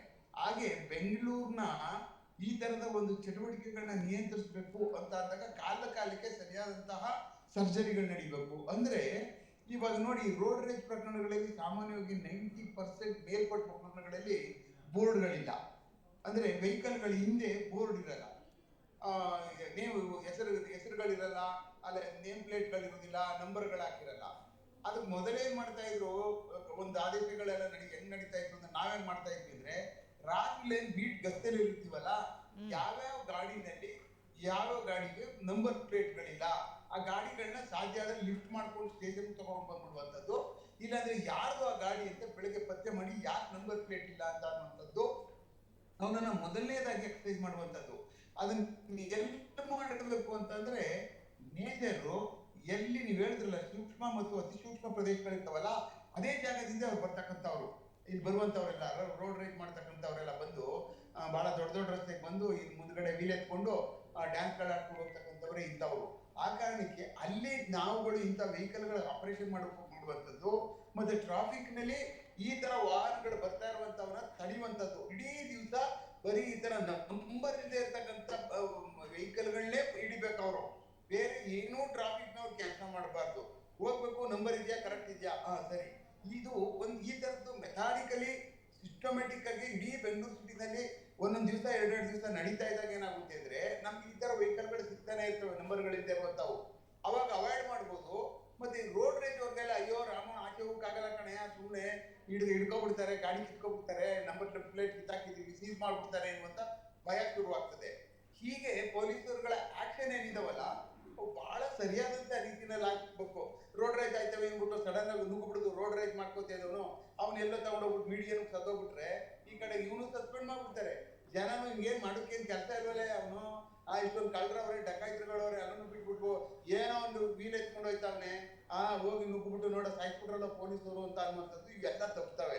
ಆ ಕಾರಣಕ್ಕೆ ಪೊಲೀಸರು ಏನೇ ಮಾಡಿದ್ರು ಬಹಳ ಅತ್ಯಂತ ಸೂಕ್ಷ್ಮತೆಯಿಂದ ಕೆಲಸ ಮಾಡಬೇಕು. ನಾವು ನುಗ್ಬಿಟ್ಟು ದಡ ಅಂತ ರೋಡ್ ರೈಸ್ ಬರ್ತಾವ ತಾಳು ಕೈ ಹಾಕ್ಬಿಡಕ್ ಆಗಲ್ಲ. ಹುಚ್ಚಿರೋದಾಗ ಹೋಗ್ತಾರೆ. ಒಂದು ಸಾರಿ ನಿಮ್ಗೆ ಗೊತ್ತಿರ್ಬೇಕು, 5 ವರ್ಷದಿಂದ ಇದೇ ತರ ಹೋಗ್ಬಿಟ್ಟು ಮಿಲಿಟರಿ ಕಂಪೌಂಡ್ ಹೋಗಿ ಮಿಲಿಟರಿ ಫೈರ್ ಮಾಡ್ಬಿಟ್ಟಿದ್ರು ಅವ್ನಿಗೆ, ರೋಡ್ ರೈಸ್ ಅವ್ನಿಗೆ. ನಿಮ್ಗೆ ಜ್ಞಾಪಕ ಇರ್ಬೇಕು, 5 years ಬ್ಯಾಕ್ ಇಲ್ಲಿ ನಮ್ಮ ಕಮಾಂಡ್ ಹಾಸ್ಪಿಟಲ್ ಹತ್ರ ಒಂದ್ ಕಡೆ ಹೀಗೆ ಅವ್ರಿಗೆ ಯಾವ ಬಿಲ್ಡಿಂಗ್ ಬೇಕಾದ್ರೂ ಓದ್ಬಿಡ್ತಾರೆ, ತಪ್ಪಿಸ್ಕೊಳ್ಳೋ ಸಲುವಾಗಿ ಯಾವ ಮನೆಗಾದ್ರೂ ನುಗ್ಬಿಡ್ತಾರೆ. ಅವ್ರು ಎಲ್ಲದಕ್ಕೂ ಸಿದ್ಧ ಇರ್ತಾರೆ ಅವ್ರು. ಯಾಕೆಂದ್ರೆ ಅವ್ರ ಮನೆಯಲ್ಲಿ ಕೇಳೋರು ನನ್ನ ಲೆಕ್ಕದಲ್ಲಿ ಬಹಳ ಕಮ್ಮಿ. ನಾವ್ ಇಂಥ ಪ್ರಕರಣಗಳು ಹಿಡಿದಾಗ ಇವ್ರು ಮನೆಗಳಲ್ಲಿ ಮಾನಿಟರ್ ಮಾಡ್ತಾ ಇರ್ಲಿಲ್ಲ ಅವರು. ಅಯ್ಯೋ ಅವ್ನು ಪೊಲೀಸ ಲೋಕರು ಇವತ್ತು ಹೋದ್ರೆ ನಿಮ್ಗೆ ವಾರಕ್ಕೂ ತನ್ನ ಮನೆಗೆ ಇದೇ ಗೋಳು ಯಾವಾಗ ಪೊಲೀಸ್ ಪುಂಡ್ರ ಜೊತೆಲೇ ಇರ್ತಾನೆ ಅಂತ ಮನೆಗಳ ಕಂಪ್ಲೇಂಟು ಅಂತವ್ರುಗಳೇ ಜಾಸ್ತಿ ಮಾಡುವಂಥದ್ದು. ಅದ್ರ ಜೊತೆನಲ್ಲಿ ಇವತ್ತು ಸ್ವಲ್ಪ ಹೆಣ್ಮಕ್ಳುಗಳನ್ನ ಹಿಂದ್ಗಡೆ ಕ್ಯಾರಿ ಮಾಡ್ಬಿಡ್ತಾರೆ ಸೀಟ್ಗಳಲ್ಲಿ. ಅದು ಡೇಂಜರಸ್ ಟ್ರೆಂಡು. ಅವರು ಕೂತ್ಕೊಂಡು ಅವರು ಬಿದ್ದು ಅವರು ತಲೆಬುಡ್ಡೆಗಳು ಹೊಡ್ಕೊಳ್ಳುವಂಥದ್ದು ಆಗ್ತದೆ. ಆ ಕಾರಣಕ್ಕೆ ಇಂಥ ರೋಡ್ ರೇಜ್ ನಿಲ್ಲಿಸ್ಬೇಕು ಅಂದ್ರೆ ಪೊಲೀಸರು ಎಲ್ಲ ಒಟ್ಟಾರೆ ಪೊಲೀಸ್ ಕೆಲಸ ಮಾಡಬೇಕು. ಕಾಕಿಯವರು ಬಿಳಿಯವರು ಎಲ್ಲ ಸೇರ್ಕೊಂಡು ಇಂಥವನ್ನ ನಂಬರ್ ಇಲ್ಲದೆ ಇರುವಂತವನ್ನ ಪತ್ತೆ ಮಾಡೋದು ಮಾಡೋದು, ನಿಲ್ಸಿರೋ ಕಡೆ ಎತ್ಕೊ ಬರುವಂಥದ್ದು, ಪಿಕಪ್ ಮಾಡುವಂಥದ್ದು, ಆಮೇಲೆ ಹುಡ್ಕೊಂಡು ಹೋಗ್ಬೇಕು ಇಡೀ ಏರಿಯಾದಲ್ಲಿ, ಇಡೀ ರಾತ್ರಿನಲ್ಲಿ ಅದು ಆಪರೇಷನ್ ಆಗ್ಬಿಡ್ಬೇಕು. ಆವಾಗ ಮಾತ್ರ ನಾವು ಬಹಳ ಕಮ್ಮಿ ಮಾಡೋದಕ್ಕೆ ಸಾಧ್ಯ ಆಗ್ತದೆ, ಮತ್ತೆ ಅವ್ರ ಭಯ ಶುರುವಾಗ್ತದೆ. ಎಸ್ ಇನ್ನು ಕಮಲಾಕ್ಷಿ ಅವ್ರ ಜೊತೆ ಮಾತನಾಡೋದಿದೆ, ಅದಕ್ಕೂ ಮೊದಲು ವಾಸುದೇವ್ ಅವರು ಏನೋ ಮಧ್ಯಪ್ರವೇಶ ಮಾಡ್ತೀರಿ ಅಂದರು. ಎಸ್ ನಮಸ್ಕಾರ ಉಮೇಶ್ ಅವರೇ, ಹೇಗಿದ್ದೀರಿ? Fine sir, thank you sir. ನಮಸ್ತೆ. ಏನಿಲ್ಲ, ಒಂದು ಸಣ್ಣದೊಂದು ಯಾವಾಗಲೂ ಒಂದು ತಲೆಯೊಳಗೆ ಕೊರಿತಾ ಇದೆ. ಒಂದು ಈ ಟ್ರಾಫಿಕ್ ಪೊಲೀಸು ಮತ್ತು ಕ್ರೈಮ್ ಪೊಲೀಸ್ ಮಧ್ಯ ಯಾಕೆ ಕೋಆರ್ಡಿನೇಷನ್ ಇಲ್ಲ ಅಂತ. Very interesting. ಹೌದು ಸರ್, ನೋಡಿ ಈಗ ಕೋಆರ್ಡಿನೇಷನ್ ನಮ್ಮಲ್ಲಿ ಬಹಳ ಕಮ್ಮಿ ಇರುತ್ತೆ. ಅಂದ್ರೆ ಕಮಿಷನರ್ ಹೇಳ್ತಾ ಇರ್ತಾರೆ, ಅಂದ್ರೆ ಸಾಮಾನ್ಯವಾಗಿ ಏನಾಗುತ್ತೆ ಅಂದ್ರೆ ಅವ್ರಿಗೆ ಏನು ಅಧಿಕಾರ ಇರ್ತದಲ್ಲ ಟ್ರಾಫಿಕ್ ಪೊಲೀಸ್ ಅವ್ರಿಗೆ, ಅದನ್ನು ಕಾಕಿ ಬಟ್ಟೆಯವರು ಅದೇ ಕೆಲಸನೂ ಅವರು ಮಾಡ್ಬೋದು, ಎಲ್ಲ ಕೆಲಸ ಮಾಡ್ಬೋದು. ಅವ್ರನ್ನ ಹಿಡಿಬೋದು, ಅವ್ರ ಫೈನ್ ಹಾಕ್ಬೋದು, ಅವ್ರ ಹತ್ರ ರೆಸಿಪ್ಟ್ ಬುಕ್ ಇರ್ತವೆ, ಏನ್ ಆಕ್ಟ್ ಮಾಡ್ತಾರೋ ಆ ಬಿಳಿ ಬಟ್ಟೆಯವರು ಅದನ್ನೆಲ್ಲ ಮಾಡ್ಬೋದು. ಯಾಕೆ ನಮ್ಗೆ ಆ ಕೆಲಸ ಜಾಸ್ತಿ ಮಾಡೋಕ್ಕಾಗಲ್ಲ ಅಂದ್ರೆ, ನಮಗೆ ಕಾನೂನು ಸುವ್ಯವಸ್ಥೆ ಮತ್ತೆ ಕಳ್ಳರ ಕಾಕನ್ನು ಹಿಡಿಯುವಂತದ್ರಲ್ಲಿ ಬಿಸಿ ಆಗ್ತೀವಿ. ಆ ಕಾರಣಕ್ಕೋಸ್ಕರ ಇದರಲ್ಲಿ ನಾವು ತೊಡಗಿಸ್ಕೊಳ್ಳೋಕ್ಕಾಗೋದಿಲ್ಲ. ಅವ್ರನ್ನ ಬಲಿ ಹಾಕೋದಕ್ಕೆ ಬಹಳ ನಾವು ಕಮ್ಮಿ ಸಮಯ ತಗೊಳ್ತೀವಿ. ಅದರಿಂದ ಏನಾಗುತ್ತೆ ಅಂತಂದ್ರೆ, ಈ ತರದ ಇದರಲ್ಲಿ ಟ್ರಾಫಿಕ್ ಸಂಬಂಧಪಟ್ಟಂತ ಇಂಥ ಮೆನೇಜ್ಗಳಲ್ಲಿ ನಾವು ಭಾಗವಹಿಸುವಂಥದ್ದು ಪಾತ್ರ ಬಹಳ ಕಮ್ಮಿ ಆಗಿರ್ತದೆ. ಆ ಕಾರಣಕ್ಕೋಸ್ಕರ ನಮ್ಮ ಯೂನಿಟ್ ಆಫೀಸರ್ ಯಾರು ಇರ್ತಾರಲ್ಲ, DCPಗಳು, ಅವ್ರು ಕೋಆರ್ಡಿನೇಷನ್ ಮಾಡಬೇಕು. ಟ್ರಾಫಿಕ್ DCP ಮತ್ತೆ DCP ನೋಡಿ, ಇವತ್ತು ರಾತ್ರಿ ಇದೊಂದು ಆಪರೇಷನ್ ಮಾಡ್ಸೋಣ, ಇವತ್ತೆಲ್ಲ ವೆಹಿಕಲ್ಗಳು ನೋಡೋಣ, ಯಾರ್ಯಾರು ಎಷ್ಟೆಷ್ಟು ವೆಹಿಕಲ್ಗಳು ಎತ್ಕೊಬರ್ತಾರೆ, ನಂಬರ್ಗಳಿದೆ ಅಂತ ವಿಪಡ. ಯಾಕಂದ್ರೆ ಸ್ಥಳದಲ್ಲೇ ಫೋಟೋ ತೆಗಿಬೇಕಂತ, ಆಮೇಲೆ ನಂಬರ್ ಇವ್ರನ್ನೆಲ್ಲ ತಗೊಂಡ್ಬಿಟ್ಟು ಆಮೇಲೆ ಕಿತ್ತಾಕ್ಬಿಟ್ಟು ಇಷ್ಟು ಗಾಡಿ ಎತ್ಕೊಂಡ್ಬಿಟ್ಟಿದೀವಿ ಅಂದ್ಬಿಡ್ತಾರೆ. ಜಾಗದಲ್ಲೇ ಯಾವ ಗಾಡಿ ಯಾವ ಮನೆ ಮುಂದೆ ಎತ್ಕೊಂಡಿರೋದು, ಎತ್ಕೊಂಡ್ಬಂದಿರೋದು, ಯಾವ ನಂಬರ್ ಇಲ್ಲ ಅದ್ರಲ್ಲಿ ಅಂತೇಳಿ ತಗೊಂಡು ಬಂದು ಈ ತರ ಆಪರೇಷನ್ ಮಾಡೋದು ಶುರು ಮಾಡ್ಬಿಟ್ರೆ 80% 90% ರೋಡ್ ರೇಸ್ ಪ್ರಕರಣಗಳು ಕಮ್ಮಿ ಆಗಿರೋದು ಹಿಂದೆ ಇದೆ.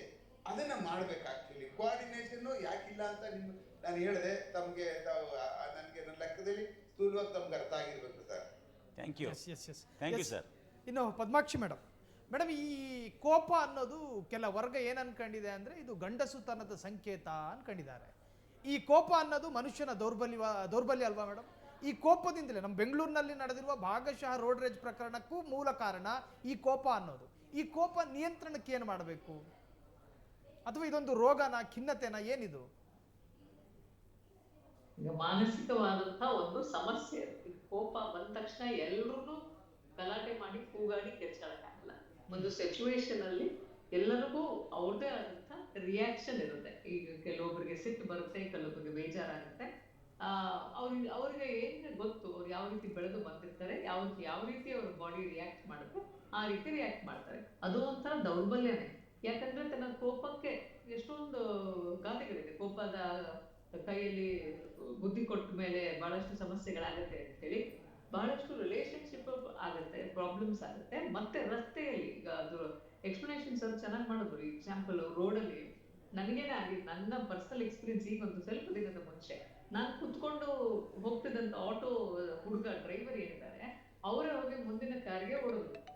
ನಾನು ಇದೇನಾಯ್ತಪ್ಪ ಅಂತ ಹೇಳಿ ಅರ್ಥ ಮಾಡ್ಕೊಂಡು ನೋಡೋಷ್ಟರಲ್ಲಿ ಅವ್ರು ಇಳಿದ್ಬಿಟ್ಟು ಗಲಾಟೆ ಮಾಡ್ತಾ ಇದ್ದಾನೆ. ಈ ಹುಡುಗನೇ ಹೊಡೆದಿದ್ದು, ಇವರೇ ಆ ಕಾರವರು ಮತ್ತೆ ಸುತ್ತಮುತ್ತಲವ್ರದ್ದು ಫುಲ್ ಜೋರಾಗಿ ಗಲಾಟೆ, ಇಲ್ಲೂ ಕಂಟ್ರೋಲ್ಗೆ ಏನ್ರಿ ಅಂತ ಅವಾಚ್ಯ ಶಬ್ದಗಳನ್ನು ಉಪಯೋಗಿಸ್ಕೊಂಡು ಎಲ್ರು ನೋಡ್ತಾ ಇದಾರೆ. ಆಮೇಲೆ ಎಲ್ರು ಅಯ್ಯೋ ಬಿಡು ಅಂತ ಹೇಳಿ ಹೊಟ್ಟೋದ್ರು. ನಾನು ಕೇಳಿದೆ, ಏನಪ್ಪ ನೀನ್ ಯಾಕೆ ಬಿಹೇವ್ ಮಾಡಿದ್ರೆ? ನನಗೆ ಒಂದೊಂದ್ಸತಿ ಕಂಟ್ರೋಲ್ಗೆ ಇಟ್ಕೊಳಕ್ಕಾಗಲ್ಲ ಮೇಡಮ್, ಅದಕ್ಕೋಸ್ಕರ ನಾನು ಗಲಾಟೆ ಮಾಡ್ಲೇಬೇಕು. ನನ್ನ ಸೌಂಡ್ ಜಾಸ್ತಿ ಮಾಡ್ಲಿಲ್ಲ ಅಂದ್ರೆ ನನ್ ಮೇಲೆ ಆಮೇಲೆ ಗಲಾಟೆ ಮಾಡ್ತಾರೆ, ಅದಕ್ಕೋಸ್ಕರ ಹೆಂಗ್ ಮಾಡಿದೆ ಅಂದ್ರೆ. ಒಂದು ಕೋಪದ ವಿಚಾರ ಬಂದಾಗ ಮನುಷ್ಯ ವಿವೇಚನೆ ಕಳ್ಕೊಂಡ್ಬಿಡ್ತಾನೆ. ಸರಿಯಾವುದು ತಪ್ಪು ಯಾವುದು ಗೊತ್ತಾಗಲ್ಲ. ಅವಾಗ ಸುಮ್ಮನೆ ಕಾರಣ ಇಲ್ಲದೆ ಕಿರ್ಚಾಡೋದು. ಯಾವಾಗ ಕೋಪ ಬಂದ್ಬಿಡುತ್ತೆ, ಅಗ್ರೆಷನ್ ಜಾಸ್ತಿ ಆಗಿರುತ್ತೆ, ದೇಹದಲ್ಲಿ ಸಂಪೂರ್ಣ ಹಾರ್ಮೋನಲ್ ಚೇಂಜಸ್ ಆಗುತ್ತೆ, ಅಡ್ರಿನಲಿನ್ ಜಾಸ್ತಿ ಆಗುತ್ತೆ. ಅವಾಗ ಕಿರ್ಚಾಡೋಂತ ಗ್ಯಾರಂಟಿ. ಅವಾಗ ಸರಿ ತಪ್ಪು ಯೋಚನೆ ಮಾಡಲ್ಲ. ಅವಾಗ ಎಂಥ ಎಜುಕೇಟೆಡ್ ಇದ್ರು ಅವಾಚ್ಯ ಶಬ್ದಗಳು ಬಂದೇ ಬರುತ್ತೆ ಆಚೆಗೆ. ಕಂಟ್ರೋಲ್ಗೆ ಕೆಲವರು ನೀವು ಹೇಳಿ ನೋಡ್ಬೋದು, ಕೋಪ ಬಂದಾಗ ಅವ್ರ ನಿಜವಾದ ಇದು ಬುದ್ಧಿ ತೋರಿಸ್ತಾರೆ ಅಂತ ಹೇಳಿ. ಸೊ ಆ ರೀತಿಯೆಲ್ಲ ಜಾಸ್ತಿ ಆಗುತ್ತೆ. ಸಿಟ್ಟು ಬಂದಾಗ ಈಗ ಕೆಲವೊಬ್ರು ನೋಡ್ಬೇಕು, ಮನೆಯಲ್ಲಿ ಏನೋ ಕಾರಣಗಳಿಗೆ ಸಿಟ್ಟು ಮಾಡ್ತಿರ್ತಾರೆ, ಅದನ್ನ ಗಾಡಿ ಓಡಿಸ್ಬೇಕಾದ್ರೆ ರಸ್ತೆಯಲ್ಲಿ ತೋರಿಸ್ತಾ ಹೋಗೋದು, ಫಾಸ್ಟ್ ಆಗಿ ಹೋಗೋದು, ಈ ರೀತಿ ಆಗ್ಬೇಕಾದ್ರೆ ಅವ್ರ ಸುತ್ತಮುತ್ತನೂ ಎಲ್ಲ ಅವ್ರ ಕಾನ್ಸಂಟ್ರೇಷನ್ ಎಲ್ಲ ಅವ್ರ ತಲೆ ಆಲೋಚನೆಗಳಲ್ಲಿ ಇರುತ್ತೆ, ಸರಿಯಾಗಿ ಕೇಳಿಸ್ಕೊಳಕ್ ಹೋಗಲ್ಲ. ಇನ್ನೂ ಒಂದು ವರ್ಷ ವಿಚಾರ ಅಂದ್ರೆ ಜನ ಕಿವಿಯಲ್ಲಿ ಇಯರ್ಪೋರ್ಟ್ಸ್ ಹಾಕೊಂಡು ಹೋಗ್ತಿರ್ತಾರೆ, ಅದರಲ್ಲಿ ಇನ್ನೂ ಅಲ್ಲೂ ಫೋನಲ್ಲೇ ಗಲಾಟೆಗಳು ಮಾಡ್ಕೊಂಡು ಇನ್ನು ಜಗಳ ಮಾಡ್ಕೊಂಡೇ ಹೋಗ್ತಿರ್ತಾರೆ. ಮುಂದೆ ಏನಿದೆ, ಏನ್ ನಡೀತಾ ಇದೆ ಸಿಚುವೇಶನ್ ಅನ್ನೋದನ್ನ ಅವ್ರ ಕಂಟ್ರೋಲ್ ಇರಲ್ಲ. ಸಡನ್ ಆಗಿ ಯಾರೋ ಬರ್ತಾರೆ, ಬ್ರೇಕ್ ಹಾಕಕ್ಕಾಗಲ್ಲ, ಆವಾಗ ಕಂಟ್ರೋಲ್ ತಪ್ಪಿಡುತ್ತೆ. ಅಥವಾ ಇನ್ಯಾರಿಗೋ ಹೋಗಿ ಗುದ್ದಿಯುವಂಥದ್ದು, ಇನ್ನು ಈ ತರದ ರೋಡ್ ರೇಜ್ಗಳು ಕೆಲವ್ರೆ, ನಾನಂತೂ ಅವ್ನ್ ಮಾಡ್ದ ನಾನು ಮಾಡ್ಬೇಕು, ಇಲ್ಲಾಂದ್ರೆ ನನ್ನ ಯೂಸ್ಲೆಸ್ ವೀಕು ಅನ್ಕೊಂಡ್ಬಿಡ್ತಾರೆ ಅನ್ನೋ ತರದಲ್ಲಿ ಆಗೋದು ಇರುತ್ತೆ. ಆಮೇಲೆ ನೀನ್ ಗಲಾಟೆ ಮಾಡ್ತೀಯ, ನಾನು ನಿನ್ಕಿನ್ನ ಜಾಸ್ತಿ ಮಾಡ್ತೀನಿ, ನನ್ನ ಒಂದು ಪವರ್ ತೋರಿಸ್ಬೇಕು, ಈ ರೀತಿ ಆದಾಗ ಒಂದಕ್ಕಿಂತ ಒಂದು ಅಂತ ಹೋಗಿ ಗಲಾಟೆಗಳು ಹೋಗ್ತಾ ಕೊಲೆಗಳಾಗಿರುವಂತ ಸಾಧ್ಯತೆನೂ ನಾವು ನೋಡಿದೀವಿ, ಅಥವಾ ಅವ್ರಿಗವ್ರೆ ಏನ್ ಮಾಡ್ಕೊಂಡದ್ದು ನೋಡಿದೀವಿ. ಇನ್ನೊಬ್ರು ಯಾರೋ ಬಂದ್ರು ಮತ್ತೆ ಬಿಡ್ಸಕ್ಕೆ ಅಂತ ಹೇಳಿ ಇವ್ರಿಬ್ರು ಸೇರ್ಕೊಂಡು ಅವ್ರಿಗೂ ಹೊಡೆದಿರೋದನ್ನು ನೋಡಿದೀವಿ. ಸೊ ಕೋಪ ವ್ಯಕ್ತಿಗೆ ಬಂದಾಗ ಕಂಟ್ರೋಲ್ ಮಾಡ್ಕೊಳಕ್ಕೆ ಹೋಗ್ಲಿಲ್ಲ ಅಂತಂದ್ರೆ ಅದು ಮೊದಲೇ ಒಂದ್ ಕಾಯಿಲೆ, ಅದರಿಂದ ಬೇರೆ ಬೇರೆ ಸಮಸ್ಯೆ ಮಾಡೋದು ಸಹ ಸಮಾಜಕ್ಕೂ ಆಗುವಂತ ಒಂದು ಪದ್ಮಾಕ್ಷಿ ಮೇಡಮ್ ನಮ್ಮಲ್ಲಿ ವಕೀಲರಿದ್ದಾರೆ, ವಾಸುದೇವ್ ಸರ್. ಎಮೋಷನ್ಸ್ ಕಂಟ್ರೋಲ್ ಮಾಡ್ಕೊಳ್ಳೋದು ವೆರಿ ಇಂಪಾರ್ಟೆಂಟ್ ಆಗುತ್ತೆ. ಎಸ್ ವಾಸುದೇವ್ ಅವರೇ ನಮಸ್ತೆ ಮೇಡಮ್. ಸರ್ ನಮಸ್ಕಾರ ಮೇಡಮ್, ಏನಿಲ್ಲ, ಸಣ್ಣದೊಂದು ಪ್ರಶ್ನೆ ಕೊರಿತಾ ಇದೆ ನನಗೆ. ಈ ಇತ್ತೀಚೆಗೆ ಒಂದು ಹೊಸ ಕಾಯಿಲೆ ಬಂದಿದೆ, ಅದು ರೋಡ್ಗಳಲ್ಲಿ ಒಂದು ಗಾಡಿ ಓಡಿಸ್ತಿರ್ತಾರೆ, ಗಾಡಿ ಪಕ್ಕದಲ್ಲಿ ಕಿವಿನಲ್ಲಿ ಹಿಡ್ಕೊಂಡು ಹೋಗ್ತಿರ್ತಾರೆ ಯಾವುದನ್ನ ಮೊಬೈಲ್ನ. ಅದು ಏನು ಕಾಯಿಲೆ ಮೇಡಮ್? ಅದು ವಾಟ್ ಎಕ್ಸಾಕ್ಟ್ಲಿ ದಿ ಸಿಂಪ್ಟಮ್ಸ್ ಏನು ಮೇಡಮ್ ಅದು ಅಂತ? ಅಂದರೆ ಹೆಂಡತಿ ಮೇಲಿನ ಹೆಚ್ಚಿನ ಪೊಸೆಸಿವ್ನೆಸ್ ಏನು ಅಂತ. ಇನ್ನೊಂದು ರಿಪೀಟ್ ಮಾಡಿ ಸರ್. ಆಂಕರ್ ಸರ್, ಈ ದ್ವಿಚಕ್ರ ವಾಹನ ಆಗಿರಲಿ, ಕಾರು ವೆಹಿಕಲ್ಗಳಾಗಿರಲಿ, ಹೆಲ್ಮೆಟ್ ಇಟ್ಕೊಂಡು ಅದ್ರ ಒಳಗೆ ತುರ್ಕೊಂಡು ಈ ಮೊಬೈಲ್ನ ಮಾತಾಡ್ಕೊಂಡು ಹೋಗೋದು. ಅದಲ್ಲ ಹೆಲ್ಮೆಟ್ ಅಲ್ಲ. ಈ ಕೆಲವ್ರು ಏನು ಮಾಡ್ತಾರೆ ಅಂತಂದರೆ, ಫೋನ್ ಗಾಡಿ ಓಡಿಸ್ತಿರ್ತಾರೆ, ಗಾಡಿ ಹೋಗ್ತಾನೆ ಇರುತ್ತೆ, ಯಾವುದೇ ಫೋನ್ ಬಂದಿರ್ಬೋದು, ಏನು ಬಂದು ನಿಲ್ಲಿಸ್ಬಿಟ್ಟು ಮಾತಾಡಬೇಕು. ಆ್ಯಕ್ಚುಲಿ ಏನು ಹೇಳ್ತಾರೆ ಪೊಲೀಸರು ಕೂಡ, ನಮ್ಮ ಸ್ನೇಹಿತರು ಕೂಡ ಇದ್ದಾರೆ, ಉಮೇಶ್ ಸರ್ ಅವರು ಕೂಡ, ಗಾಡಿ ನಿಲ್ಲಿಸ್ಬಿಟ್ಟು ಮಾತಾಡಿ, ಯಾರ ಜೊತೆ ಬೇಕಾದ್ರೆ ಮಾತಾಡಿ, ಗಂಟೆ ಮಾತಾಡ್ಬೋದು. ಇದೊಂದು ಕಿವಿಲಿ ಇಟ್ಕೊಂಡು ಗಾಡಿ ಓಡಿಸ್ತಿರ್ತಾರಲ್ಲ, ಏನು ಕಾಯಿಲೆ ಇದು? ಇದನ್ನು ಖಿನ್ನತೆ ಅಂತ ಕರೀತೀರಾ ಅಥವಾ ಡಿಸಾರ್ಡರ್ ಅಂತ ಕರೀತಾರೆ? ಏನು ಕಾಯಿಲೆ ಇದು? ಅವರು ಯಾರು ತಲೆ ಕೆಡಿಸ್ಕೊಳ್ಳಲ್ಲ ಅವರು. ನೀವು ಹೆಚ್ಚಿನ ಸಂದರ್ಭಗಳಲ್ಲಿ ನೋಡಿದ್ರೆ ಅವರು ಸಮಸ್ಯೆನ ಬಗೆಹರಿಸಕ್ಕೋಸ್ಕರ ಏನ್ ಗಾಡಿಗಳಲ್ಲಿ ಮಾತಾಡ್ಕೊಂಡೇನು ಹೋಗ್ತಾ ಇರಲ್ಲ. ಎಷ್ಟೋ ಜನ ಸಮಸ್ಯೆ ಕ್ರಿಯೇಟ್ ಮಾಡ್ಕೊಂಡೇ ಹೋಗ್ತಿರ್ತಾರೆ ಅವರ ಒಂದು ಸ್ಥಿತಿಗಳನ್ನ ತೋರಿಸ್ಕೊಳ್ತಾ. ಅಂದ್ರೆ ರೂಲ್ಸ್ ಕಂಡ್ರೆ ಭಯನೇ ಇಲ್ಲ. ನನ್ನ ಹೀಗೆ ರೋಡಲ್ಲಿ ಮಾತಾಡ್ಕೊಂಡು ಹೋಗ್ಬೇಕಾದ್ರೆ ನನ್ನ ಯಾರೋ ಕೇಳ್ತಾರೆ ಅನ್ನೋದಿಲ್ಲ. ಈಗ ಸಮಸ್ಯೆ ಬಗ್ಗೆ ಹರಿಲೇಬೇಕು ಅಂತ ಹೇಳಿದ್ರೆ ಮನೆಗಳಲ್ಲೇ ಕುತ್ಕೊಂಡು ಮಾತಾಡ್ಬೇಕು. ಅದ್ರ ಬಗ್ಗೆ ರಸ್ತೆಗಳಲ್ಲಿ ಮಾತಾಡ್ಕೊಂಡು, ಅದು ಟೆಲಿಫೋನ್ ಅಲ್ಲಿ ಇಯರ್ಫೋನ್ಸ್ ಹಾಕೊಂಡು ಅಥವಾ ಲೌಡ್ ಸ್ಪೀಕರ್ ಬ್ಲೂಟೂತ್ ಕನೆಕ್ಟ್ ಮಾಡ್ಕೊಂಡು ಅವರು ಸರಿ ಮಾಡಕ್ಕೆ ಸಾಧ್ಯನೇ ಇಲ್ಲ. ಇದು ಹೆಂಗೆ ಅಂದ್ರೆ ಎವ್ರಿಬಡಿ ಟೇಕ್ಸ್ ನನಗೇನಾಗಲ್ಲ ಬಿಡು, ನನಗೇನು ಆಗಕ್ಕೆ ಸಾಧ್ಯ ಇಲ್ಲ ಬಿಡು ಅನ್ನೋದು ಟೇಕ್ ಇಟ್ ಫಾರ್ ಗ್ರಾಂಟೆಡ್ ಒಂದು ಆಟಿಟ್ಯೂಡು. ಅದಾದ ನಂತರ ಎಷ್ಟು ಸಿಟ್ಟು, ಇನ್ ಕೆಲವರು ಆ ಸಿಟ್ಟನ್ನೆಲ್ಲ ಫುಲ್ ರಸ್ತೆ ಮಧ್ಯೆ ಕಿಚ್ಚಾಡ್ಕೊಂಡು ಕೂಗಾಡ್ಕೊಂಡು ಹೇಳ್ತಿರ್ತಾರೆ. ಅದೇ ಮನುಷ್ಯರ ಎದುರುಗಡೆ ಅವ್ರಿಗೆ ಎಷ್ಟೋ ಸತಿ ಎದುರುಗಡೆ ಕನ್ಫ್ರಂಟ್ ಮಾಡಿದಾಗ ಅವ್ರಿಗೆ ಹೇಳಕ್ಕೆ ಬಂದಿರಲ್ಲ. ಸೊ ಹೊರಗಡೆ ಬಂದಾಗ ಕೆಲವು ಮೆಸೇಜ್ ಅಲ್ಲಿ ತುಂಬಾ ಚೆನ್ನಾಗಿ ಟೈಪ್ ಮಾಡಿ ಕಳಿಸ್ತಾರೆ, ಆದ್ರೆ ಪ್ರಶ್ನೆಗಳನ್ನ ಹಾಕ್ದಾಗ ಮಾತಿನಲ್ಲಿ ಹೇಳಕ್ ಆಗಿರಲ್ಲ. ಅದೇ ತರ ಇದೊಂಥರ ಸಮಸ್ಯೆ ಏನು ಅಂದ್ರೆ ಅವ್ರಿಗೆ ಎಮೋಷನ್ಸ್ ಮೇಲೆ ಕಂಟ್ರೋಲ್ ಇರಲ್ಲ. ಈಗ ನಾನು ಇದನ್ನ ಹೇಳ್ಬಿಡ್ಬೇಕು, ಹೇಳಿ ತೀರಿಸ್ಲೇಬೇಕು. ನಾನು ಗಾಡಿ ಓಡಿಸ್ತಾ ಇದೀನೋ ಮತ್ತೊಂದು ಮಾಡ್ತಾ ಇದೀನೋ ಅವ್ರಿಗೆ ಅದು ಯಾವುದೇ ವ್ಯವಧಾನ ಇರಲ್ಲ. ಈಗ ನಾನು ಇದನ್ನ ಹೇಳಬೇಕು, ಹೇಳಿ ಮುಗಿಸ್ಲೇಬೇಕು. ಅದಕ್ಕೆ ನೀವು ನೋಡ್ಬೇಕು, ಜೋರಾಗಿ ಕಿರ್ಚಾಡ್ತಿರ್ತಾರೆ.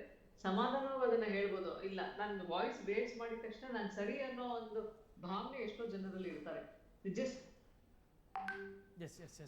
ಎಸ್ ಇನ್ನು ಪ್ರೇಮಮೂರ್ತಿ ಮೇಡಮ್ ಬರ್ತೀನಿ. ನಾನು ಎಸ್ ಕೆ ಉಮೇಶ್ ಅವ್ರ ಜೊತೆ ಕೊನೆ ರಿಯಾಕ್ಷನ್ ತಗೊಂಡು ಕೊನೆಗೆ ಬರ್ತೀನಿ. ಸರ್, ಈಗ ಈ ಬ್ರಿಟಿಷರ ಕಾಲಘಟ್ಟದಲ್ಲಿ ಈ ರೋಡ್ ರೇಜ್ಗಳು ಇತ್ತೋ ಇಲ್ವೋ ಅದಕ್ಕೆ ನಾವು ನಿದರ್ಶನ ಅಥವಾ ಸಾಕ್ಷಿ ತೋರಿಸೋದಕ್ಕೆ ಆಗೋದಿಲ್ಲ. ಆದರೆ ಸ್ವತಂತ್ರ ಭಾರತದಲ್ಲಿ ನಮ್ಮವ್ರನ್ನ ನಾವು ಉಳಿಸೋದಕ್ಕೊಂದು ರಕ್ಷಣಾತ್ಮಕವಾದ ಹೇಳಿಕೆಗಳನ್ನು ಸದಾಕಾಲ ಹೇಳ್ತಾ ಇರ್ತೀವಿ.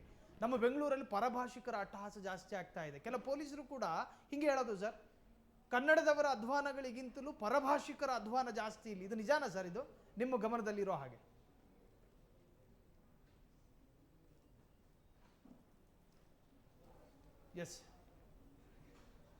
ಎಸ್ ಇನ್ನು ಕಡಿತ ಆಗಿದೆ ಸಂಪರ್ಕ. ಎಸ್ ಪ್ರೇಮಮೂರ್ತಿ ಮೇಡಮ್, ಈಗ ಇವೆಲ್ಲ ಬೆಳವಣಿಗೆಗಳಿಗೆ ಒಂದು ತಾತ್ಕಾಲಿಕ ಮದ್ದುನೋ ಅಥವಾ ಶಾಶ್ವತ ಮದ್ದುನೋ ಏನೋ ಮೆಡಿಸಿನ್ ಕೊಡೋದಾದ್ರೆ ಏನು ಕೊಡ್ತೀರಿ? ಈಗ ತಾಳ್ಮೆ ಇರಬೇಕು ಸರ್. ಒಂದು ಗಾಡಿ ಓಡಿಸ್ಬೇಕಾದ್ರೆ ಅವನು ಮನೆಯಿಂದ ಹೊರಗಡೆ ಬಂದಾಗ ತಾಳ್ಮೆಯಿಂದ ಗಾಡಿ ಓಡಿಸಿದ್ರೆ ಎಲ್ಲೂ ಏನೂ ಅನಾಹುತ ಆಗೋದಿಲ್ಲ. ತಾಳ್ಮೆ ಮೀರಿ ನಾನೇ ದೊಡ್ಡವನು, ನಾನೇ ಮುಂದೆ ಹೋಗಬೇಕು, ಎಲ್ಲರೂ ಮಟ್ಟ ಹಾಕಿ ನಾನು ಮುಂದೆ ಹೋಗಬೇಕು, ನನಗೆ ಕೋಪ ತಡೆಯೋಕ್ಕಾಗಲ್ಲ. ನೋಡಿ, ಕೋಪದಲ್ಲಿ ಗಾಡಿ ಯಾವತ್ತೂ ಓಡಿಸ್ಬಾರ್ದು. ಶಾಂತವಾಗಿದ್ದರೆ ಮಾತ್ರ ಗಾಡಿ ಓಡಿಸಿ ನಾವು ಯಾವುದೇ ಒಂದು ಜಾಗಕ್ಕೆ ನಾವು ತಲುಪಬೇಕು, ಅಲ್ಲಿ ತಲುಪ್ತೀವಿ. ಇಲ್ಲಾಂದರೆ ನಮ್ಮ ತಾಳ್ಮೆ ಮಿತಿ ಮೀರುತ್ತೆ. ನಾನು ಅವರನ್ನು ಓವರ್ಟೇಕ್ ಮಾಡಿಕೊಂಡೆ, ಮತ್ತು ಓವರ್ಟೇಕಿಂದಲೇ ಜಾಸ್ತಿ ಇವತ್ತು ಅನಾಹುತಗಳಾಗ್ತಿರೋದು. ಓವರ್ಟೇಕ್ ಮಾಡಿದೆ ಮನೆಯಿಂದ ಹೊರಗಡೆ ಹೋಗಬೇಕಂದ್ರೆ ಶಾಂತವಾಗಿ ನಾನು ಇಂಥ ಒಂದು ಜಾಗಕ್ಕೆ ಸೇಫ್ಟಿಯಾಗಿ ಹೋಗಿ ತಲುಪಬೇಕು, ನನಗೆ ಅಕ್ಕಪಕ್ಕದಲ್ಲಿ ಯಾರನ್ನೂ ನಾನು ಓವರ್ಟೇಕ್ ಮಾಡಬಾರ್ದು, ನನ್ನ ಪಾಡಿಗೆ ನಾನು ಹೋಗಬೇಕು, ತಾಳ್ಮೆಯಿಂದ ಹೋಗಬೇಕು ಅಂತ ಒಬ್ಬ ಮನುಷ್ಯ ಮನೆಯಿಂದ ಹೊರಗಡೆ ಹೋಗಬೇಕಾದ್ರೆ ನಿಶ್ಚಯ ಮಾಡ್ಕೊಂಡು ಹೋದರೆ ಅವನು ಯಾವುದೇ ಒಂದು ಅನಾಹುತಕ್ಕೂ ಎಡೆ ಮಾಡ್ದಂಗೆ ತಲುಪ್ತಾನೆ. ಇಲ್ಲ ನಾನು ಇನ್ನೊಬ್ಬರು ಟಚ್ ಮಾಡಿದ್ರು ನಾನು ಬಿಡೋದಿಲ್ಲ, ಅವನು ಏನಾದರೂ ಮಾಡಬಲ್ಲೆ ನಾನು, ಆಮೇಲೆ ಓವರ್ಟೇಕ್ ಮಾಡಿ ನನ್ನನ್ನು ಯಾರು ಓವರ್ಟೇಕ್ ಮಾಡ್ಬೋದು, ನನ್ನ ಮುಂದೆ ಯಾರು ಹೋಗಬಾರ್ದು, ನಾನೇ ಎಲ್ಲದರಲ್ಲೂ ಮುಂದೆ ಇರಬೇಕು ಅನ್ನೋ ಒಂದು ದುರಹಂಕಾರ, ತಾಳ್ಮೆ ಇಲ್ಲ ಅಂತಂದರೆ ಅದು ಅನಾಹುತಕ್ಕೆ ಖಂಡಿತ ಎಡೆ ಮಾಡಿಕೊಡುತ್ತೆ. ಆಮೇಲೆ ಇಂಥವ್ರನ್ನ ಪೊಲೀಸರು ಖಂಡಿತ ಒಳ್ಳೆ ಕೆಲಸ ಮಾಡ್ತಾರೆ. ನಾನು ಸರ್ ಉಮೇಶ್ ಸರ್ಗೂ ನಾನು ಹೇಳ್ತೀನಿ, ಒಳ್ಳೆ ಕೆಲಸಗಳು ಮಾಡ್ತಾ ಇದ್ದಾರೆ ಪೊಲೀಸರು, ಬಟ್ ಹಿಡಿದಾಗ ಸ್ಟ್ರಾಂಗ್ ಮಾಡಬೇಕು. ಯಾರನ್ನ ಅವ್ರನ್ನ ಹಿಡಿತಾರಲ್ಲ, ಇವಾಗ ರೀಲ್ ಮಾಡೋರನ್ನ, ಈ ರೀಲ್ಸ್ ಹುಚ್ಚಿಗೆ ಬಲಿಯಾದವ್ರನ್ನ ಹಿಡಿತಾರಲ್ಲ, ಅಲ್ಲಿ ಕಾನೂನು ವ್ಯವಸ್ಥೆ ಮಾಡಬೇಕು. ಅವ್ರನ್ನ ಬಿಡಬಾರ್ದು, ಅಥವಾ ಅವ್ರ ಬೈಕ್ನ ಒಳಗೆ ಹಾಕ್ಕೋಬೇಕು, ಅಥವಾ ಅವ್ರಿಗೆ ಇನ್ಯಾವತ್ತೂ ಅಂತ ಕೆಲಸ ಮಾಡಿರಬಾರ್ದು, ಹಂಗೆ ಬುದ್ಧಿ ಕಲಿಸ್ಬೇಕು. ಇನ್ನೊಂದ್ಸಲ ಅವ್ನು ಬೈಕ್ ಹತ್ತಬೇಕಾದ್ರೆ ತಿಂಕು ಬರಬೇಕು, DL ಕ್ಯಾನ್ಸಲ್ ಮಾಡಬೇಕು ಅಂತ ಹೇಳಿ ಮೇಡಮ್, DL ಕ್ಯಾನ್ಸಲ್ ಮಾಡಬೇಕು, DL ತೆಗೆದುಬಿಡಿ. ಈಗ ಹೊರದೇಶದಲ್ಲಿ ಸರ್ ಹೇಳ್ದಂಗೆ 3 ಸಲ ಅವನೇನಾದ್ರು ತಪ್ಪು ಕೆಲಸ ಮಾಡಿದಾಗ 3ನೇ ಸಲ ಅವ್ನು ಗಾಡಿ ಮುಟ್ಟಕ್ಕೂ ಬಿಡೋದಿಲ್ಲ. ಆ ವ್ಯವಸ್ಥೆ ಇಲ್ಲಿ ಬಂದಾಗ ಮಾತ್ರನೇ, ಕಾನೂನಿನ ಬಗ್ಗೆ ನಮಗೆ ಭಯ ಬಂದಾಗ ಮಾತ್ರನೇ ಒಂದು ಕಾನೂನು ವ್ಯವಸ್ಥೆನಲ್ಲಿ ಅಪಘಾತಗಳಾಗೋದಾಗ್ಲಿ, ಇದು ಹೀಗೆ ಹೊಡೆಯೋದು ಬಡಿಯೋದು ಮಾಡೋದಾಗ್ಲಿ ನಿಲ್ಲುತ್ತೆ ಅಂತ ನಂದು. ರೋಡ್ ಪೊರ್ಕಿಗಳೇ, ರೌಡಿಗಳೇ, ಸಾರ್ವಜನಿಕ ಆಸ್ತಿಗಳು ನಿಮ್ಮ ಮಾವನ ಮನೆಯಿಂದ ಬಂದಿರೋ ವರದಕ್ಷಿಣೆ ಆಸ್ತಿ ಅಲ್ಲ, ಬದಲಾಗಿ ಅದು ಪಬ್ಲಿಕ್ ಪ್ರಾಪರ್ಟಿ. ನಿಮ್ಮ ನಿಯಂತ್ರಣ ನಿಮ್ಮ ಕೈಯಲ್ಲಿರಲಿಲ್ಲ ಅಂದರೆ ಹೊಯ್ಸಳ ನಿಮ್ಮ ಮನೆಗೆ ಬರುತ್ತೆ. ಈ ಚರ್ಚಾ ಕಾರ್ಯಕ್ರಮದಲ್ಲಿ ಪಾಲ್ಗೊಂಡ 4 ಅತಿಥಿಗಳಿಗೂ ಕೂಡ ಧನ್ಯವಾದ ತಿಳಿಸ್ತಾ, ನೋಡ್ತಾ ಇರಿ ಫ್ರೀಡಮ್ ಟಿವಿ, ಇದು ಜನಸಾಮಾನ್ಯರ ಚಾನಲ್.